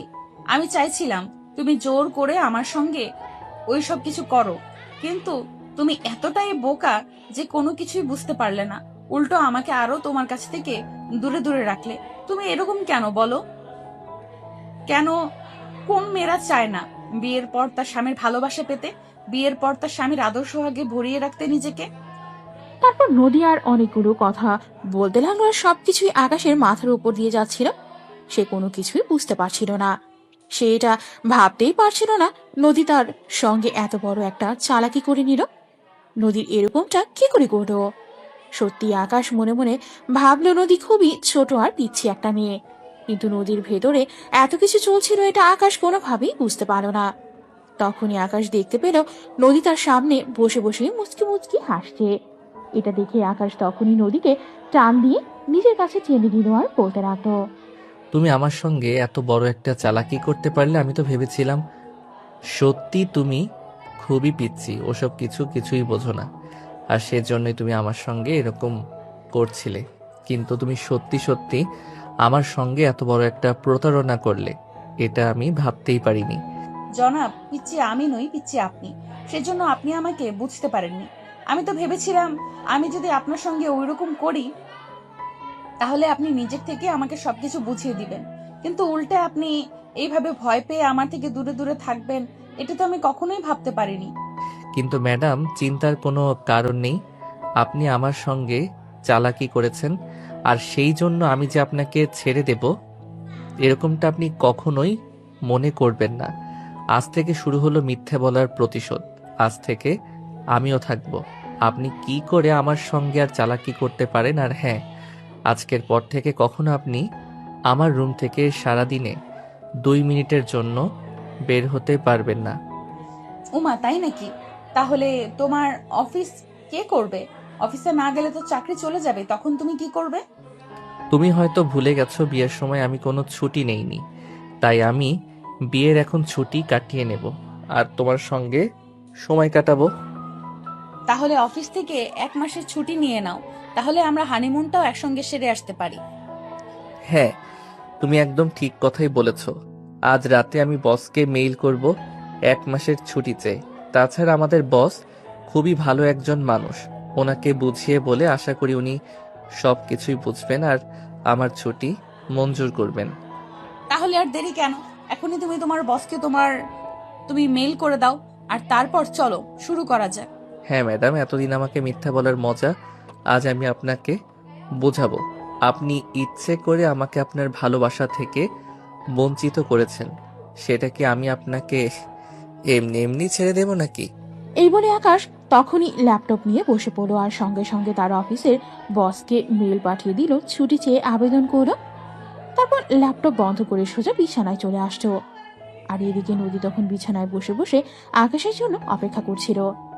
আকাশ বিছানায় এসেই নদীকে নিজের কাছে টেনে নিল আর বলতে লাগলো, তা ম্যাডাম, আজ কিন্তু সারা রাত আমার সঙ্গে খেলতে হবে, তা না হলে কিন্তু আমি আপনাকে একদম ছাড়বো না। তোমার ইচ্ছে, তুমি যা চাইবে তাই হবে। আমি তো ভেবেছিলাম তুমি আরো আগে আমাকে নিজের কাছে টেনে নিবে, কিন্তু তুমি তো ভয় পেয়ে গিয়েছিলে। তোমার এরকম কর্মকাণ্ড দেখে আমি কেন, পৃথিবীর যে কোনো মানুষই ভয় পেয়ে যাবে, এটাই তো স্বাভাবিক। তাই আমিও ভয় পেয়ে গেছিলাম। যাই হোক, তবে এখন আর কোনো ভয় পাই না। এই বলে আকাশ নদীকে নিজের কাছে টেনে নিল আর নদীর ঠোঁট দুটো নিজের দখলে নিয়ে ইচ্ছে মতো কিস করতে থাকলো। শুধু যে কিস করতে থাকলো সেটা বলতে ভুল হবে না, দেখে সারা শরীরে আদর করতে থাকলে নদীও আকাশের সঙ্গে রেসপন্স করতে থাকলো। আর এইভাবেই শুরু হলো তাদের রোমান্স। সারা রাত ধরে তাদের এই রোমান্টিক পর্ব চলতে থাকলো। সারা রাত পর্যন্ত জনকে আদর করলো আর তারপর সকালবেলায় দুজন দুজনকে জড়িয়ে ধরে ঘুমিয়ে পড়লো। সেদিন দুপুর 2টার দিকে আকাশ ঘুম থেকে উঠল। এটা দেখে আকাশের আম্মু আকাশকে বলল, কি ব্যাপার আকাশ, তোর কি শরীর খারাপ করছে নাকি? আজ তুই অফিসে যাসনি কেন? না, একদমই নয়। আমার শরীর কেন খারাপ করতে যাবে? আমার শরীর একদম ঠিক আছে, শরীরে কোনো সমস্যা নেই। আসলে আমিও অফিস থেকে 1 মাসের ছুটি নিয়েছি। ভাবছি বউকে নিয়ে হানিমুন করতে যাব। বিয়ের পর তো আর বউকে সেরকম কোনো সময় দিতে পারিনি। তাছাড়া অফিস থেকে তো বিয়ের ছুটিও কাটালাম না, তাই এবার ভাবছি ছুটিটা কাটিয়ে নেই। কথাটা শুনেই আকাশের আম্মু মনে মনে খুশি হলেও সেটা প্রকাশ করলো না, কারণ তিনি ভাবতেই পারেননি নদী এত তাড়াতাড়ি আকাশের সঙ্গে ফ্রি হয়ে যাবে। যাই হোক, যা হয়েছে ভালোই হয়েছে। এসব চিন্তা করতে করতে আকাশের আম্মু সেখান থেকে চলে গেল। তারপর আকাশ আর নদী দুজনেই দুপুরে খাবার খেয়ে নিল। সেদিন রাতে আকাশ তার আম্মুকে বলল, আম্মু, ভাবছি আমরা সেন্ট মার্টিন থেকে ঘুরে আসি, চাইলে তুমিও আমাদের সঙ্গে যেতে পারো। না বাবা, কোনো প্রয়োজন নেই। তুই বউ নিয়ে ঘুরতে যাচ্ছ, বউকে সময় দাও। সেখানে আমি কাবাবের হাড্ডি হতে চাই না। আমার যদি ঘুরতে যেতে ইচ্ছে হয় আমি একা একা ঘুরে আসব, কিন্তু এখন তুমি তোমার বউকে সময় দাও। এই সময়টা আর কখনো ফিরে পাবে না, এটা মনে রেখো। আচ্ছা আম্মু, তুমি একদম ঠিক কথাই বলেছ। আমিও যে এতদিন ধরে তোমাদেরকে এটাই বলছিলাম, এই সময়টা আর কখনোই ফিরে পাবো না। তাই আমি কালকেই নদীকে নিয়ে সেন্ট মার্টিন যাচ্ছি। আচ্ছা ঠিক আছে, সমস্যা নেই। টাকা পয়সা যা লাগবে নিয়ে যেও, আমার আলমারিতে টাকা রাখা আছে। অতঃপর আকাশ নিজের রুমে চলে গেল আর নদীকে নিয়ে নিজেদের প্রয়োজনীয় সমস্ত জিনিসপত্র গোছগাছ করে নিল। আর পরের দিন সকালবেলা আকাশ নদীকে নিয়ে সেন্ট মার্টিনের উদ্দেশ্যে রওনা দিল। সেখানে পৌঁছাতে প্রায় রাত হয়ে আসতো আর হোটেল খুঁজে পেতেও একটু সময় লাগলো। আসলে তাদের তো আর আগে থেকে হোটেল বুক করা ছিল না, তাই তারপর হোটেলে পৌঁছে তারা রাতের খাওয়া দাওয়া শেষ করে বিছানায় গেল ঘুমানোর জন্য। তখনই আকাশকে রিয়া ফোন করলো। আকাশ রিয়ার ফোনটা রিসিভ করতে অপরের প্রান্ত থেকে রিয়া বলতে লাগলো, কি রে, কি ব্যাপার দোস্ত? তোর আবার কি হলো? আর তুই অফিসে আসিসনি কেন? কেন দোস্ত, বস কিছু বলেনি নাকি? আমি তো অফিস থেকে কিছুদিনের জন্য ছুটি নিয়েছি, বউকে নিয়ে হানিমুন করতে এসেছি। এখন সেন্ট মার্টিন আছি। আরে দোস্ত, কি বলছিস? তুই বউকে নিয়ে হানিমুন করতে চলে গেলি? আর সেটা একবার আমাদেরকে বললিও না। আর আমাদের কাছে সব সময় বলতি তোর বউ নাকি ছোট্ট পিচ্চি একটা মেয়ে, কোনো কিছুই বোঝে না। তাহলে এখন হানিমুন করতে গেলি কিভাবে? দোস্ত, আগে ঢাকায় ফিরে আসতে দে, তারপর তোকে সবকিছুই বলবো। আচ্ছা এখন বল, তোর বিয়ের খবর কি? হ্যাঁ, সব কিছুই ঠিকঠাক চলছে। আব্বু আম্মু তো বললো আগামী মাসে বিয়ের ডেট ফিক্স করবে। তাহলে তো ভালোই হলো। তুই আমার বান্ধবী, এদিকে আমি বিয়ে করে নিয়েছি, আর এখনো তুই বিয়ে করিসনি। এটা দেখতে একদম ভালো লাগে না। তোর উচিত এখন বিয়ে করে নেওয়া। আচ্ছা দোস্ত, একটা কথা, এবার কিন্তু আমাদের জন্য আরেকটা মানুষ নিয়ে আসতে হবে, তা না হলে কিন্তু আর মানবো না। ধুর, এসব তুই কি বলছিস? আমার বউটা সবেমাত্র ইন্টারে পড়াশোনা করছে, আর একটু বড় হতে দে। সে তো নিজেই এখনো ছোট, নিজের কাজগুলো নিজেই করতে পারে না, নিজের হাতে এখনো খাবার খেতে পারে না। এখন যদি তার একটা বেবি হয় তাহলে ওই বেবিটাকে সামলাবে কে? হ্যাঁ, সেটাও একদম তুই ঠিক কথা বলেছিস। আচ্ছা ঠিক আছে, তোরা এনজয় কর, রাখিয়া তাহলে। আচ্ছা ঠিক আছে, তুইও তোর হবু হাজবেন্ডের সঙ্গে কথা বল। আমি তো আর বিয়ের আগে প্রেম করার সুযোগ পেলাম না। অন্তত তুই বিয়ের আগে তোর হবু হাজবেন্ডের সঙ্গে একটু প্রেমময় সম্পর্ক গড়ে তোল। এরপর দুজনে আরো বেশ কিছুক্ষণ দুষ্টুমি ফাজদামি করেই ফোন রেখে দিল। আর তখন নদী গাল ফুলিয়ে বসে আছে এটা দেখে আকাশ বলতে লাগলো, কি ব্যাপার, তোমার আবার কি হলো? তুমি এভাবে গাল ফুলিয়ে বসে আছো কেন? তো কি করব আমি? তুমি আমাকে রেখে তুমি তোমার বান্ধবীর সঙ্গে কথা বলছো। আমরা যে হানিমুন করতে এসেছি এটা তুমি একদম ভুলেই গেছো। তাহলে আমার আর কি করার আছে? নদী, এটা কিন্তু একদমই ঠিক হচ্ছে না। তুমি খুব ভালো করেই জানো রিয়া আমার খুব ভালো বন্ধু। আমরা দুজন যাই কিছু করি না কেন একে অপরকে জানিয়ে তারপরেই করি, কিন্তু এটা নিয়ে এভাবে কথা বলার কি আছে? তাই বলে এখনো তার সঙ্গে ওভাবে কথা বলতে হবে নাকি? আমরা হাজবেন্ড ওয়াইফ, আমরা হানিমুন করতে এসেছি। এখন আমাদের উচিত। আবার কি হলো? তুমি এভাবে গাল ফুলিয়ে বসে আছো কেন? তো কি করব আমি? তুমি আমাকে রেখে তুমি তোমার বান্ধবীর সঙ্গে কথা বলছো। আমরা যে হানিমুন করতে এসেছি এটা তুমি একদম ভুলেই গেছো। তাহলে আমার আর কি করার আছে? নদী, এটা কিন্তু একদমই ঠিক হচ্ছে না। তুমি খুব ভালো করেই জানো রিয়া আমার খুব ভালো বন্ধু। আমরা দুজন যাই কিছু করি না কেন একে অপরকে জানিয়ে তারপরেই করি, কিন্তু এটা নিয়ে এভাবে কথা বলার কি আছে? তাই বলে এখনো তার সঙ্গে ওভাবে কথা বলতে হবে নাকি? আমরা হাজবেন্ড ওয়াইফ, আমরা হানিমুন করতে এসেছি। এখন আমাদের উচিত একে অপরকে সময় দেওয়া, কিন্তু তুমি সেটা না করে তোমার বান্ধবীদের সময় দিতে চাও। আরে বাবা, আমি আবার তাকে এত সময় কোথায় দিলাম? আমি তো তোমাকেই পুরোটা সময় দেব। ও ফোন করেছে, ওর সঙ্গে জাস্ট একটু কথা বলেছি, তাই বলে তুমি এভাবে রেগে যাবে নাকি? এই বলে আকাশ নদীকে নিজের কাছে টেনে নিল। নদী তখনও গাল ফুলিয়ে বসে আছে, যেন আকাশের সঙ্গে কোনো কথাই বলতে চাইছে না। যাও, তুমি তোমার বান্ধবীর সঙ্গে সময় কাটাও। আমাকে কোনো সময় যেতে হবে না। আমি কখনোই তোমাকে বলবো না আমাকে সময় দিতে।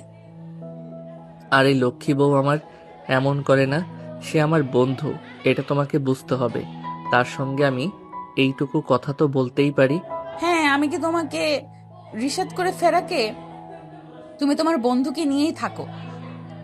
আমাকে সময় দেওয়ার কোনো প্রয়োজন নেই। আমি তোমার কে যে তুমি আমাকে সময় দেবে? ওরে মা, আমার বউটা এত অভিমানী। তুমি আমার 10টা না 5টা না, একটা মাত্র লক্ষ্মী মন্ত। তোমাকে সময় না দিয়ে আমি কার সঙ্গে সময় কাটাবো বলো? আমার কাছে আসো, আমি আমার আদর আর ভালোবাসায় তোমার সব অভিমান ভুলিয়ে দিব। এই বলে আকাশ নদীকে আস্তে আস্তে নিজের কাছে টেনে নিল আর নদীকে নিজের ভালোবাসায় পরিপূর্ণ করে দিতে শুরু করলো। আকাশ নদীর দুইটা ঠোঁটে কিস করছিল, তখন নদীও তার সঙ্গে রেসপন্স করতে লাগলো। দুজন দুজনকে উত্তেজিত করার চেষ্টা করতে লাগলো। এভাবেই চলে গেল বেশ কিছুক্ষণ সময়। ইতিমধ্যে দুজন দুজনের মধ্যে হারিয়ে গেছে। এভাবেই রাত 2টার মতো বেঁচে গেল। তারপর দুজন দুজনকে জড়িয়ে ধরে ঘুমিয়ে গেল। পরের দিন সকালবেলা আকাশ ঘুম থেকে উঠেই ফ্রেশ হয়ে নাস্তার অর্ডার করলো। নাস্তা চলে এসেছে, কিন্তু নদী তখনও ঘুমাচ্ছে। তাই আকাশ নদীকে ডাকতে লাগলো, এই নদী, নদী, ঘুম থেকে উঠো, সকাল 10টা বেজে গেছে।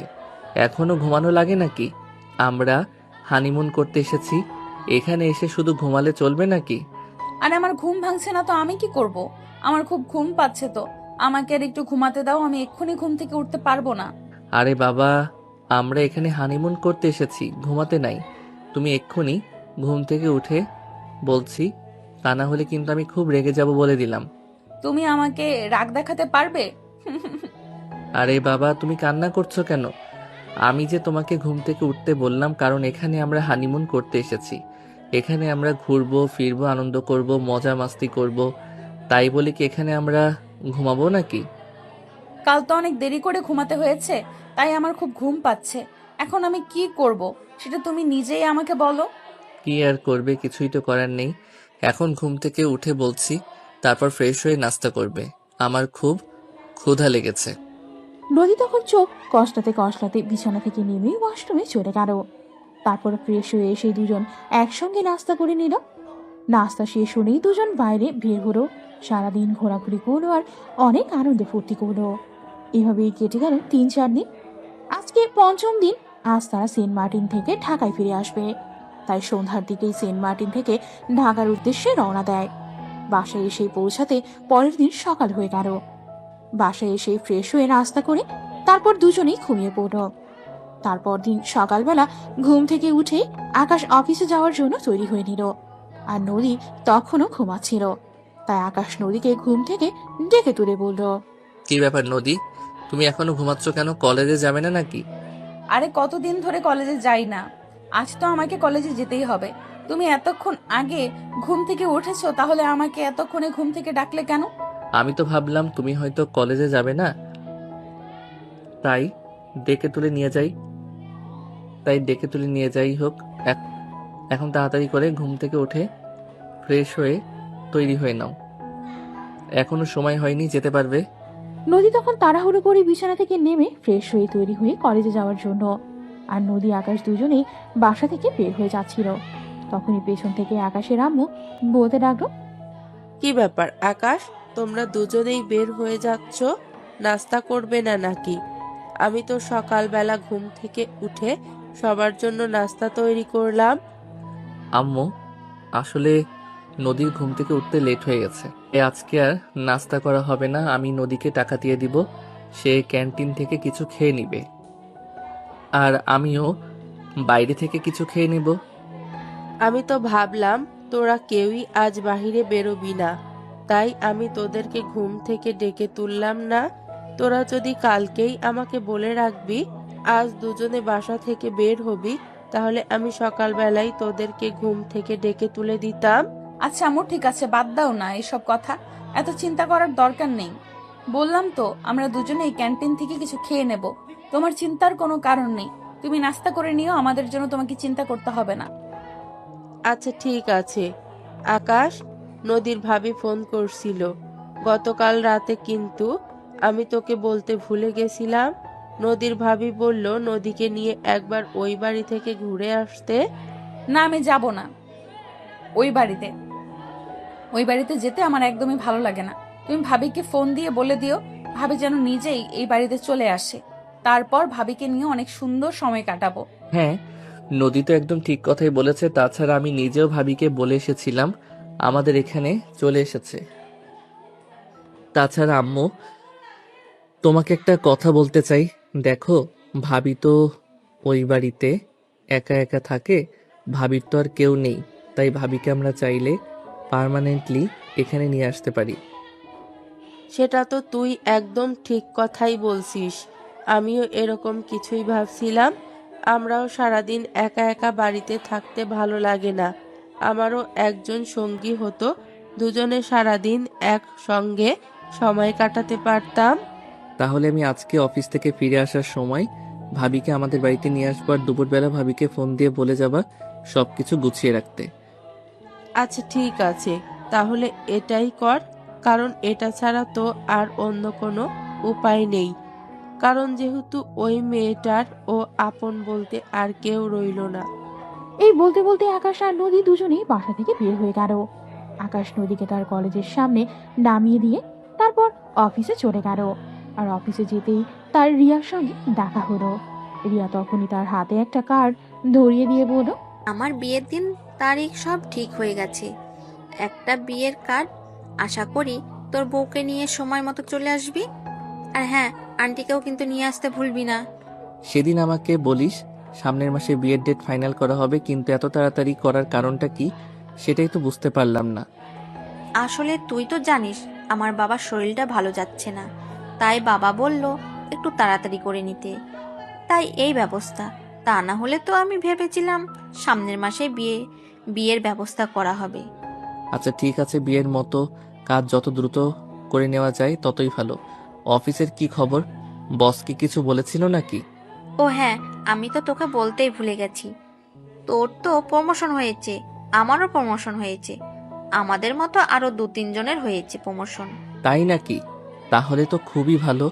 যে টাকা বেতন পাই সেটা দিয়ে ঠিক মতো চলা যায় না, তাই ভাবছিলাম বসের সঙ্গে বেতনের ব্যাপারে কথা বলবো, কিন্তু বস যেহেতু নিজের থেকে বেতন বাড়িয়ে দিল, তখন তো আর বসকে কিছুই বলার নেই। আচ্ছা ঠিক আছে, এখন তাহলে আসি। অনেক দিন তো অফিসে আসা হয় না, মনে হয় অনেকগুলো কাজ জমা পড়ে আছে। কথা বলে আকাশ রিয়ার সঙ্গে কথা শেষ করে নিজের কেবিনে চলে আসতো। আর সারাদিন অফিসের কাজ শেষ করে রাতের বেলা অফিস থেকে বের হয়ে সোজা নদীর বাসায় চলে গেল। আর সেখান থেকে তার ভাবিকে নিয়ে তারপর তাদের বাসায় আসতো। আকাশ বাসায় এসেই কলিং বেল চাপ দিতেই নদী এসে দরজা খুলে দেয়, কারণ সে জানতো আজ তার ভাবি তাদের বাসায় আসবে। তাই সে মনে মনে অনেক খুশি ছিল। আর দরজা খুলে দেখলো আকাশ আর তার ভাবি দাঁড়িয়ে আছে। তখনই নদী দৌড়ে গিয়ে তার ভাবিকে জড়িয়ে ধরলো আর বলতে লাগলো, ভাবি, তুমি এতদিনেও একবার কেন আমার সঙ্গে দেখা করতে আসোনি? তুমি এরকম কেন বলো? আমি তো আকাশকে বলেছিলাম তোমাকে নিয়ে আমাদের বাসা থেকে একবার ঘুরে আসতে, কিন্তু তারপরে আমি তোমার শাশুড়ি মায়ের কাছে ফোন দিয়ে জানতে পারলাম তোমরা নাকি সেন্ট মার্টিন চলে গেছো। তাহলে আমি আর এসে কি করব? তাছাড়া তুমিও তো বিয়ের পর আমাকে ভুলেই গেছো, একটি বারও ফোন করতেও তুমি ভুলে যাও। আমি না হয় স্বামী আর শ্বশুরবাড়ি নিয়ে ব্যস্ত আছি, তোমার তো এখন কোনো ব্যস্ততা নেই। তারপরও তুমি যখন আসোনি, তাহলে আমি কেন তোমাকে মনে করতে যাব? এরপর দুজনেই ড্রয়িং রুমে বসে সবাই গল্প করতে থাকলো। আর গল্প করতে করতে কখন যে রাত 11টা বেজে গেছে সেটা কারোরই খেয়াল নেই। অপরদিকে আকাশের প্রচন্ড ক্ষুধা লেগেছে, কিন্তু সে নদীকে কিছু বলতে পারছে না, কারণ নদী এতদিন পর তার ভাবির সঙ্গে বসে গল্প করছে। এখন যদি কিছু বলে তাহলে যদি নদী রেগে যায়। তাই তখনই হঠাৎ নদীর ভাবি নদীকে বলল, আরে নদী, আমরা তো গল্প করতে করতে এটাই ভুলে গেছি যে এখন অনেক রাত হয়ে গেছে। আর অপরদিকে আকাশ সারাদিন অফিসে কাজ করে বাসায় এসেছে, সে তো এখনো রাতের খাবার খায়নি। হায় আল্লাহ, তুমি সত্যি, এটা তো একদমই ভুলে গেছিলাম। আকাশ সারা দিন অফিস করে তারপর বাসায় এসেছে। চলো খাবার টেবিলে, আমি সবার জন্য খাবার নিয়ে এসেছি। এই বলেই নদীর টেবিলে সবার জন্য খাবার নিয়ে আসতো। আর তারপর সবাই মিলেই একসঙ্গে খাবার খেয়ে নিল। তারপর সবাই নিজেদের রুমে চলে গেল, কিন্তু তখনই নদী আকাশকে বলতে লাগলো, এই শোনো না, আমি আজ ভাবির সঙ্গে ঘুমাবো। অনেক দিন ধরে ভাবির সঙ্গে ঘুমানো হয় না, তাই আমার আজ ইচ্ছে হচ্ছে ভাবির সঙ্গে ঘুমাতে। কথাটা শুনে আকাশের মনে মনে কোনো ইচ্ছা না থাকলেও সেটা নদীকে বুঝতে দিল না, কারণ সে চায় না নদীর কোনোভাবে মন খারাপ হোক। সে সবসময় এটাই চায় যে নদী সবসময় ভালো থাকুক। তার মন খারাপটা লুকিয়ে রেখে হাসি মুখে নদীকে বলল, আচ্ছা ঠিক আছে, তোমার যেটা ভালো লাগে তুমি সেটাই করো। নদী তখন কোনো কথা না বলেই চুপচাপ নিজের বালিশটা নিয়ে রোজাদার ভাবির রুমে গিয়ে চলে গেল। আর তারপর সেখানেই তার ভাবির সঙ্গেই ঘুমিয়ে পড়ল। রাত তখন আনুমানিক 2টা বাজে। তখনই হঠাৎ নদী খুব পানি পিপাসা পেল। তাই সে রুম থেকে বের হয়ে কিচেনের দিকে যাচ্ছিল পানি খাওয়ার জন্য। আর তখনই দেখতে পেল আকাশের রুমে লাইট জ্বলছে। তার মানে কি আকাশ এখনো ঘুমায়নি। তাই নদীর রুমে আসলো, আর নদী রুমে এসেই দেখে আকাশ ব্যালকনিতে দাঁড়িয়ে সিগারেট খাচ্ছে। এটা দেখে নদী প্রচন্ড পরিমাণ ক্ষেপে গেল আর চিৎকার দিয়ে বলতে লাগলো, তোমার এত বড় সাহস, আমি যে রুমে থাকি সেই রুমে বসে বসে সিগারেট খাচ্ছ? এত বড় সাহস তুমি কোথায় পেলে? হঠাৎ করে নদীর গলার আওয়াজ শুনে আকাশ অনেকটাই ভয় পেয়ে চমকে গিয়ে পিছনে ফিরে তাকিয়ে দেখলো নদী তার পেছনে দাঁড়িয়ে আছে। এটা দেখেই নদীকে বলতে লাগলো আকাশ, নদী, তুমি এখানে এত রাত হয়েছে এখনো ঘুমাওনি নাকি?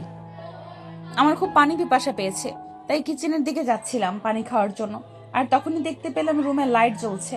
আর রুমের লাইট দেখে এইদিকে আসতেই দেখতে পেলাম তুমি রুমে বসে সিগারেট খাচ্ছ। তুমি এত বড় সাহস কোথায় পেয়েছো? I am so sorry. রুমে বসে বসে সিগারেট খাওয়ার জন্য, কিন্তু কি করব বলো, আমার কিছুতেই ঘুম আসছিল না চোখে, তাই তো সিগারেট খেলাম। সঙ্গে কোনো কথাই বলবো না। আরে বাবা, তোমাকে বললাম তো আর কখনো এরকম করব না।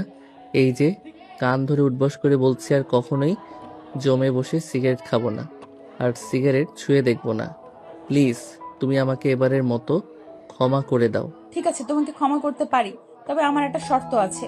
যদি তুমি আমার শর্তে রাজি হও, তাহলে আমি তোমাকে এই শেষবারের মতো ক্ষমা করতে পারি। আচ্ছা ঠিক আছে, বলো তোমার কি শর্ত। আমি তোমাদের রাজি আছি। তুমি আমাকে যে শর্ত দেবে আমি সেটাই মেনে নেব। কাল বিকেলে আমাকে নিয়ে ফুচকা খেতে যেতে হবে। আমি ফুচকা খেতে খুবই পছন্দ করি, কিন্তু সময়ের অভাবে তোমাকে বলতে পারিনি। এটা কোনো ব্যাপার হলো? আচ্ছা ঠিক আছে, আমি তোমাকে নিয়ে কালকেই ফুচকা খেতে যাব। কাল তো শুক্রবার, অফিস বন্ধ, কোনো সমস্যা নেই।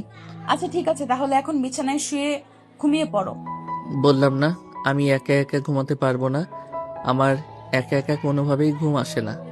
তোমাকে যতক্ষণ আমি বুকের মাঝে জড়িয়ে না দেই ততক্ষণ ঘুম আমার কাছে আসে না। তো আমি ঘুমাবো কি করে? আচ্ছা ঠিক আছে, চলো আমি তোমাকে ঘুম পাড়িয়ে দিচ্ছি।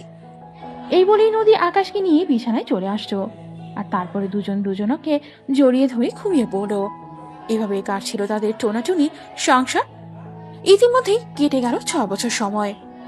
নদী অনার্স কমপ্লিট করেছে আর এই বছরে একটা প্রাইভেট কোম্পানিতে চাকরি নিয়েছে।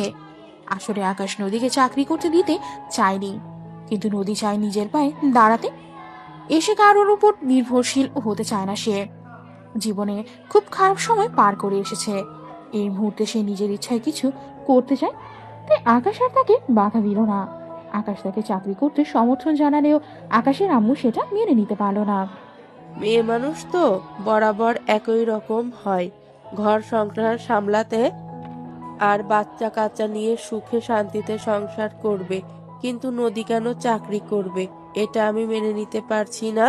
আম্মু, তুমি এরকম কেন বলছো? নদীকে তো সবসময় তুমি তোমার নিজের মেয়ের মতোই ভালোবাসো। তাহলে নদীর চাকরি করাটা কেন তুমি মেনে নিতে পারছো না? এমনটা তো নয় যে আমাকে নদীর পয়সায় চলতে হবে। নদীর ইচ্ছে হয়েছে, সে চাকরি করবে। হ্যাঁ, আমার কথা তো সেটাই। তোর বেতন তোমার এতটা খারাপ নয় যে নদীকে চাকরি করতে হবে। তাহলে নদী কেন চাকরি করবে? আম্মু, তুমি খুব ভালো করেই জানো আমি জীবনে কতটা খারাপ সময় পার করে এসেছি। তাই এই মুহূর্তে আমি নিজের পয়সা দিয়ে কিছু একটা করতে। তাছাড়া তুমি এটাও জানো যে আমি ছোটবেলা থেকেই অনেক ইচ্ছে ছিল এতিম বাচ্চাদের নিয়ে আমি কিছু একটা করতে চাই, কিন্তু সেটা তো আর এমনি এমনি সম্ভব হবে না। তাছাড়া তোমার ছেলের বেতনও এতটাও ভালো নয় যে আমাদের সংসার করার চালিয়ে নিজের ভবিষ্যতের কথা চিন্তা করে সেখান থেকেও কিছু সেভিং করে আমি কিছু একটা করতে পারবো। তাই আমি সিদ্ধান্ত নিয়েছি, আমি যে টাকা বেতন পাবো তা অর্ধেক আমার সন্তানের ভবিষ্যতের জন্য রাখবো, আর অর্ধেক একটা এতিমখানায় ডোনেট করব। ঠিক আছে, তুই যখন এরকমই করবে তাহলে তো আর আমার কিছুই বলার নেই। তোর যেটা ভালো লাগে তুই সেটাই কর। আর তুই যখন নিজের ইচ্ছায় চাকরি করতে চাইছিস আর এতিম বাচ্চাদের নিয়ে কাজ করতে চাইছিস, তাহলে আমি তোকে আর মানা করব না। এরপর আকাশের আম্মুই নদীর চাকরি করা নিয়ে আর কোনো ঝামেলা করেনি। তবে এখন কথা হলো, নদী চাকরি করছে প্রায় 2 বছর, আর তাদের বিয়েরও প্রায় 6 থেকে 7 বছর হয়ে গেছে, কিন্তু এখনো তাদের সংসারে কোনো বাচ্চা কাচ্চা নেই। এটা নিয়ে আকাশের আম্মু একটু কথা বলল। দেখো আকাশ আর নদী, আমি তোমাদের দুজনকেই বলছি, তোমরা চাকরি বাকরি করছো, নিজেদের নিয়ে ব্যস্ত থাকছো, তাতে আমার কোনো সমস্যা নেই। কিন্তু দেখো, আমি তোমাদের ভালোর জন্যই তোমাদের একটা কথা বলতে চাই। তোমরা যদি সেটাকে ভালোভাবে নাও তো ভালো, কিন্তু খারাপভাবে নিলে আমার কিছুই করার নেই। আমি চাই এইবার তোমরা তোমাদের পরিবার পরিকল্পনা নিয়ে কিছু একটা ভাবো। আচ্ছা আম্মু, এই ব্যাপারে তোমাকে বলতে হবে না। আমি ভাবছিলাম আরো আজকেই তোমাকে এই খুশির খবরটা জানাবো। আমার তো প্রেগন্যান্সি পজিটিভ এসেছে। আরে, তুমি এতক্ষণে আমাকে এই কথাটা জানালে? আমি তো সেই কবে থেকে এই দিনটার জন্য অপেক্ষা করছি। জানো আমার এই খবরটা শুনে কতটা কঠিন আছে, আমি তোমাদেরকে বলে বোঝাতে পারবো না। কতদিন ধরে অপেক্ষা করছি আমাদের ঘরে ছোট্ট একটা পুচকু আসুক। সে সারাদিন আমাদের ঘরটাকে মাতিয়ে রাখবে। আমি সারাদিন তার সঙ্গে সময় কাটাবো, খেলাধুলা করব। হ্যাঁ, তোমার মনের এই আশাটা এখন পূর্ণ হতে চলেছে। নদী প্রেগনেন্ট, আর সেটা আমরা আজকেই জানতে পারলাম, কারণ গত 2 মাস ধরে নদীর পিরিয়ড মিস হচ্ছে। তাই আমি আজকেই নদীকে নিয়ে ডক্টরের কাছে গিয়েছিলাম, আর তারপরে আলট্রাসোনোগ্রাফি করে আমরা জানতে পারলাম নদী মা হতে চলেছে। সত্যি এটা অনেক খুশির খবর। তাই আমি সিদ্ধান্ত নিয়েছি পুরো এলাকা জুড়ে মিষ্টি খাওয়াবো। তাহলে আর দেরি কেন? আমি এক্ষুনি মিষ্টির দোকানে মিষ্টির অর্ডার করে দিচ্ছি। তারপর তোমার যত খুশি তত মিষ্টি বিতরণ করো। এই বলে আকাশ তখনই অনলাইনে 40 কেজি মিষ্টির অর্ডার করলো। আর কিছুক্ষণের মধ্যেই সেটা তার বাড়িতে পৌঁছে গেল। তারপর আকাশের আম্মু সারা এলাকা জুড়ে নাতি আসার সুবাদেই মিষ্টি খাওয়ালো, আর সবাই মিলেই তাদেরকে অনেক দোয়া দিল। সেদিন বিকেলবেলা সবাই মিলে ড্রয়িং রুমে বসেছিল, আর তখন আকাশের আম্মু নদীকে উদ্দেশ্য করে বলল, নদী, আমি তোমার সঙ্গে কিছু কথা বলতে চাই, খুব দরকারি। হ্যাঁ আম্মু, বলো না কি বলবে। আসলে কি বলবো সেটাই ভেবে পাচ্ছি না, আর আর তুমি সেটা কিভাবে নিবে সেটাও ভেবে পাচ্ছি না। আসলে আমার চাচাতো বোনের একটা ছেলে আছে, যার বিয়ে হয়েছিল, কিন্তু 2 মাসের মাথায় তার বউয়ের ব্লাড ক্যান্সার ধরা পড়ে মারা যায়। সেদিন তো জানোই, আমার চাচাতো বোন আমাদের বাড়িতে এসেছিল, আর তারপর তিশাকে দেখে তার খুব পছন্দ হয়েছে। তাই সে বলছিল যদি তোমাদের কোনো আপত্তি না থাকে তাহলে তিশাকে সে তার ছেলের বউ বানিয়ে নিতে চায়। এটা তো খুবই ভালো কথা আম্মু, কিন্তু আম্মু, ভাবি যেটা ভালো মনে করে সেটাই হোক। তাই আমি চাই তুমি ভাবির সঙ্গে কথা বলো। ভাবির যদি বিয়ে করতে কোনো আপত্তি না থাকে তাহলে আমাদের কোনো আপত্তি নেই। তাছাড়া তোমার ভাগ্নের সঙ্গেও আমাদের কথা হয়েছে, তোমার ভাগ্নের ছেলে হিসেবে খুবই ভালো। হ্যাঁ, সেজন্যই আমি কথাটা তোমাদেরকে বললাম, কারণ ভাগ্নেকে আমি খুব কাছ থেকে দেখছি, সে খুবই ভালো একটা ছেলে। তুমিও তো দেখছো নিলয়কে। নিলয়কে তোমার কেমন লেগেছে? আন্টি, নিলয়কে দূর থেকে দেখে যতটা বুঝলাম মোটামুটি ভালোই। তাহলে কি নিলয় এর সঙ্গে তোমার বিয়ের ব্যাপারে কথা বলবো? যদি তুমি অনুমতি দাও তাহলে আমি কথা বলবো। দেখুন আন্টি, আমার তো বাবা মা কেউ বেঁচে নেই। আপনি আমাকে নিজের মেয়ের মতো স্নেহ করেন, ভালোবাসেন। তাই আমি বলবো, আপনার যেটা ভালো মনে হয় আপনি সেটাই করুন। এ ব্যাপারে আপনার মতামতই আমার কাছে সবার আগে। এই কথা শুনে তখন আকাশের আম্মু বলল, তাহলে তোমারও কোনো আপত্তি নেই? আচ্ছা ঠিক আছে, তাহলে তোমাদের কারোরই যখন কোনো আপত্তি নেই, তাহলে আমি আজকেই আমার বোনকে ফোন দিয়ে বলবো নিলয়কে বিয়ে করতে তিশার কোনো আপত্তি নেই। হ্যাঁ আম্মু, তুমি একদম ঠিক কথাই বলেছ। ভাবির যেহেতু নিলয় ভাইয়াকে বিয়ে করতে কোনো আপত্তি নেই, তাহলে তুমি এটাই করো। কারণ জীবনের পথে চলতে গেলে একা একা কখনোই চলা যায় না। জীবনের পথে চলতে গেলে অবশ্যই একজন নির্দিষ্ট মানুষের ছায়ায় থাকা প্রয়োজন। আর নিলয় ভাইরা সত্যি অনেক ভালো মানুষ, ভাবিকে অনেক সুখে রাখবে। তারপর সেদিন রাতের বেলায় আকাশের আম্মু নিলয়ের আম্মুর সঙ্গে কথা বলে আর সম্মতি জানায়। আর পরের সপ্তাহে নিলয়ের আম্মু নিলয় নিয়ে আকাশদের বাড়িতে এসে, আর তারপর সেখানেই নিলয় আর তিশার বিয়ের কাজ সুসম্পন্ন হয়। বিয়ের কাজ শেষ হওয়ার পর নিলয় আর তার আম্মু মিলে তিশাকে তাদের বাড়িতে নিয়ে যায়। সেদিন রাতের বেলা নদী অনেক মন খারাপ করেই রুমে বসে থাকে। আকাশ রুমে এসে দেখে নদীর খুব মন খারাপ। এটা দেখে আকাশ নদীকে জিজ্ঞাসা করে, কি ব্যাপার নদী, কি হয়েছে তোমার? মন খারাপ কেন? আপনার সমস্যা হয়েছে নাকি? না মানে আসলে অনেকদিন ধরে তো ভাবির সঙ্গে একসাথে আছি, আজ হঠাৎ করে ভাবি চলে গেল, তাই খুব খারাপ লাগছে। মন খারাপ করো না, দেখো আমরা থাকি, আমাদের কাছে রাখতেই পারতাম, কিন্তু তুমি তো জানো এই জীবনের প্রতি চলতে গেলে পার্মানেন্টলি মাথার উপর ছায়া রাখার মতো একজন মানুষ প্রয়োজন, তাই এটা করতে হলো। হ্যাঁ সেটা তো আমি জানি, কিন্তু দেখো না, এতদিন ধরে আমাদের সঙ্গে আছে আর আজ হঠাৎ করে চলে গেল, তো তাই মনটা একটু খারাপ লাগছে। আর যাই হোক, ব্যাপার না, আস্তে আস্তে সব ঠিক হয়ে যাবে। ঘুমিয়ে পড়লো। এর 3 দিন পর হঠাৎ করেই নদীর পেটে প্রচন্ড ব্যথা শুরু করলো। আকাশ তখন অফিসে ছিল, আর তখনই আকাশের আম্মু আকাশকে ফোন দিয়ে ইমার্জেন্সি বাসায় আসতে বলে। আকাশ, তুই এখনই বাসায় চলে আয়, নদীর খুব শরীর খারাপ লাগছে, নদীকে এক্ষুনি হসপিটালে নিতে হবে। আকাশ তখনই অফিস থেকে বের হয়ে অ্যাম্বুলেন্সকে ফোন দেয়, আর তারপরই নদীকে নিয়ে হসপিটালে চলে যায়। হসপিটালে যাওয়ার পরপরই ডাক্তার নদীকে বেশ কিছু টেস্ট করাতে বলে, আর টেস্ট করানোর পর ডাক্তাররা নদীকে 1 ঘন্টার মধ্যেই অপারেশন করাতে হবে, তা না হলে বাচ্চার সমস্যা হতে পারে। তাই আকাশ আর কাল বিলম্ব না করেই ডাক্তারকে অপারেশনের ব্যবস্থা করতে বলল। আকাশ টাকা পয়সা সবকিছুর ব্যবস্থা করলো, আর কিছুক্ষণ পরেই নদীর অপারেশন হয়ে গেল। নদীর ঘর থেকেই ফুটফুটে একটা কন্যা সন্তানের জন্ম হয়েছে। নার্স এসে বাবুকে আকাশের করে দিল। আর কিছুক্ষণ পর ডাক্তার অপারেশন থিয়েটার থেকে বের হলো, কিন্তু ডাক্তারের মুখে কোনো আনন্দ নেই। এটা দেখে আকাশ ডাক্তারের দিকে এগিয়ে গেল। কি ব্যাপার ডাক্তার, কি হয়েছে? আপনার মুখ এরকম অন্ধকার কেন? আমার নদীর কি কিছু হয়েছে? না, এটা হতে পারে না, আমি বিশ্বাস করি না। আমার নদীর কিছু হতে পারে না, মিথ্যে কথা বলছেন।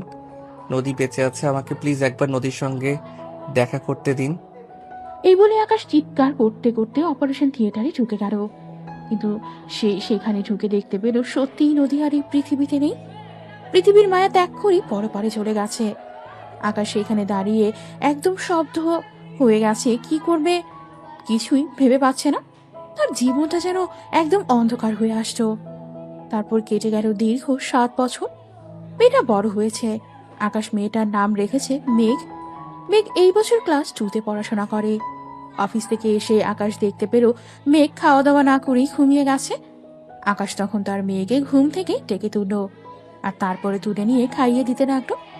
আর তখনই হঠাৎ তার মনে পড়ে গেল সেই 7 বছর আগের কথা। নদীও ঠিক এরকম করেই তার কাছে বায়না করত। আকাশ আসতে দেরি করলে ঘুমিয়ে পড়তো। তারপর আকাশ ঘুম থেকে দূরে খাইয়ে দিত। কতগুলো মনে পড়তেই চার চোখ দিয়ে 2 ফোঁটা নোনা জল গড়িয়ে পড়ল।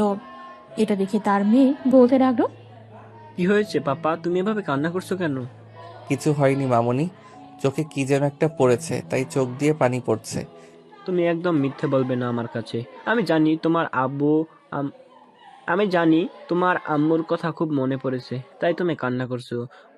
ওই আকাশের তারা হয়ে গেছে, আম্মুকে কি আর কোনোদিনও আমরা দেখতে পাবো না? হ্যাঁ আম্মু, তোমার আম্মু ওই আকাশের তারা হয়ে গেছে। তোমার আম্মু আর কোনোদিনই আমাদের মাঝে ফিরে আসবে না।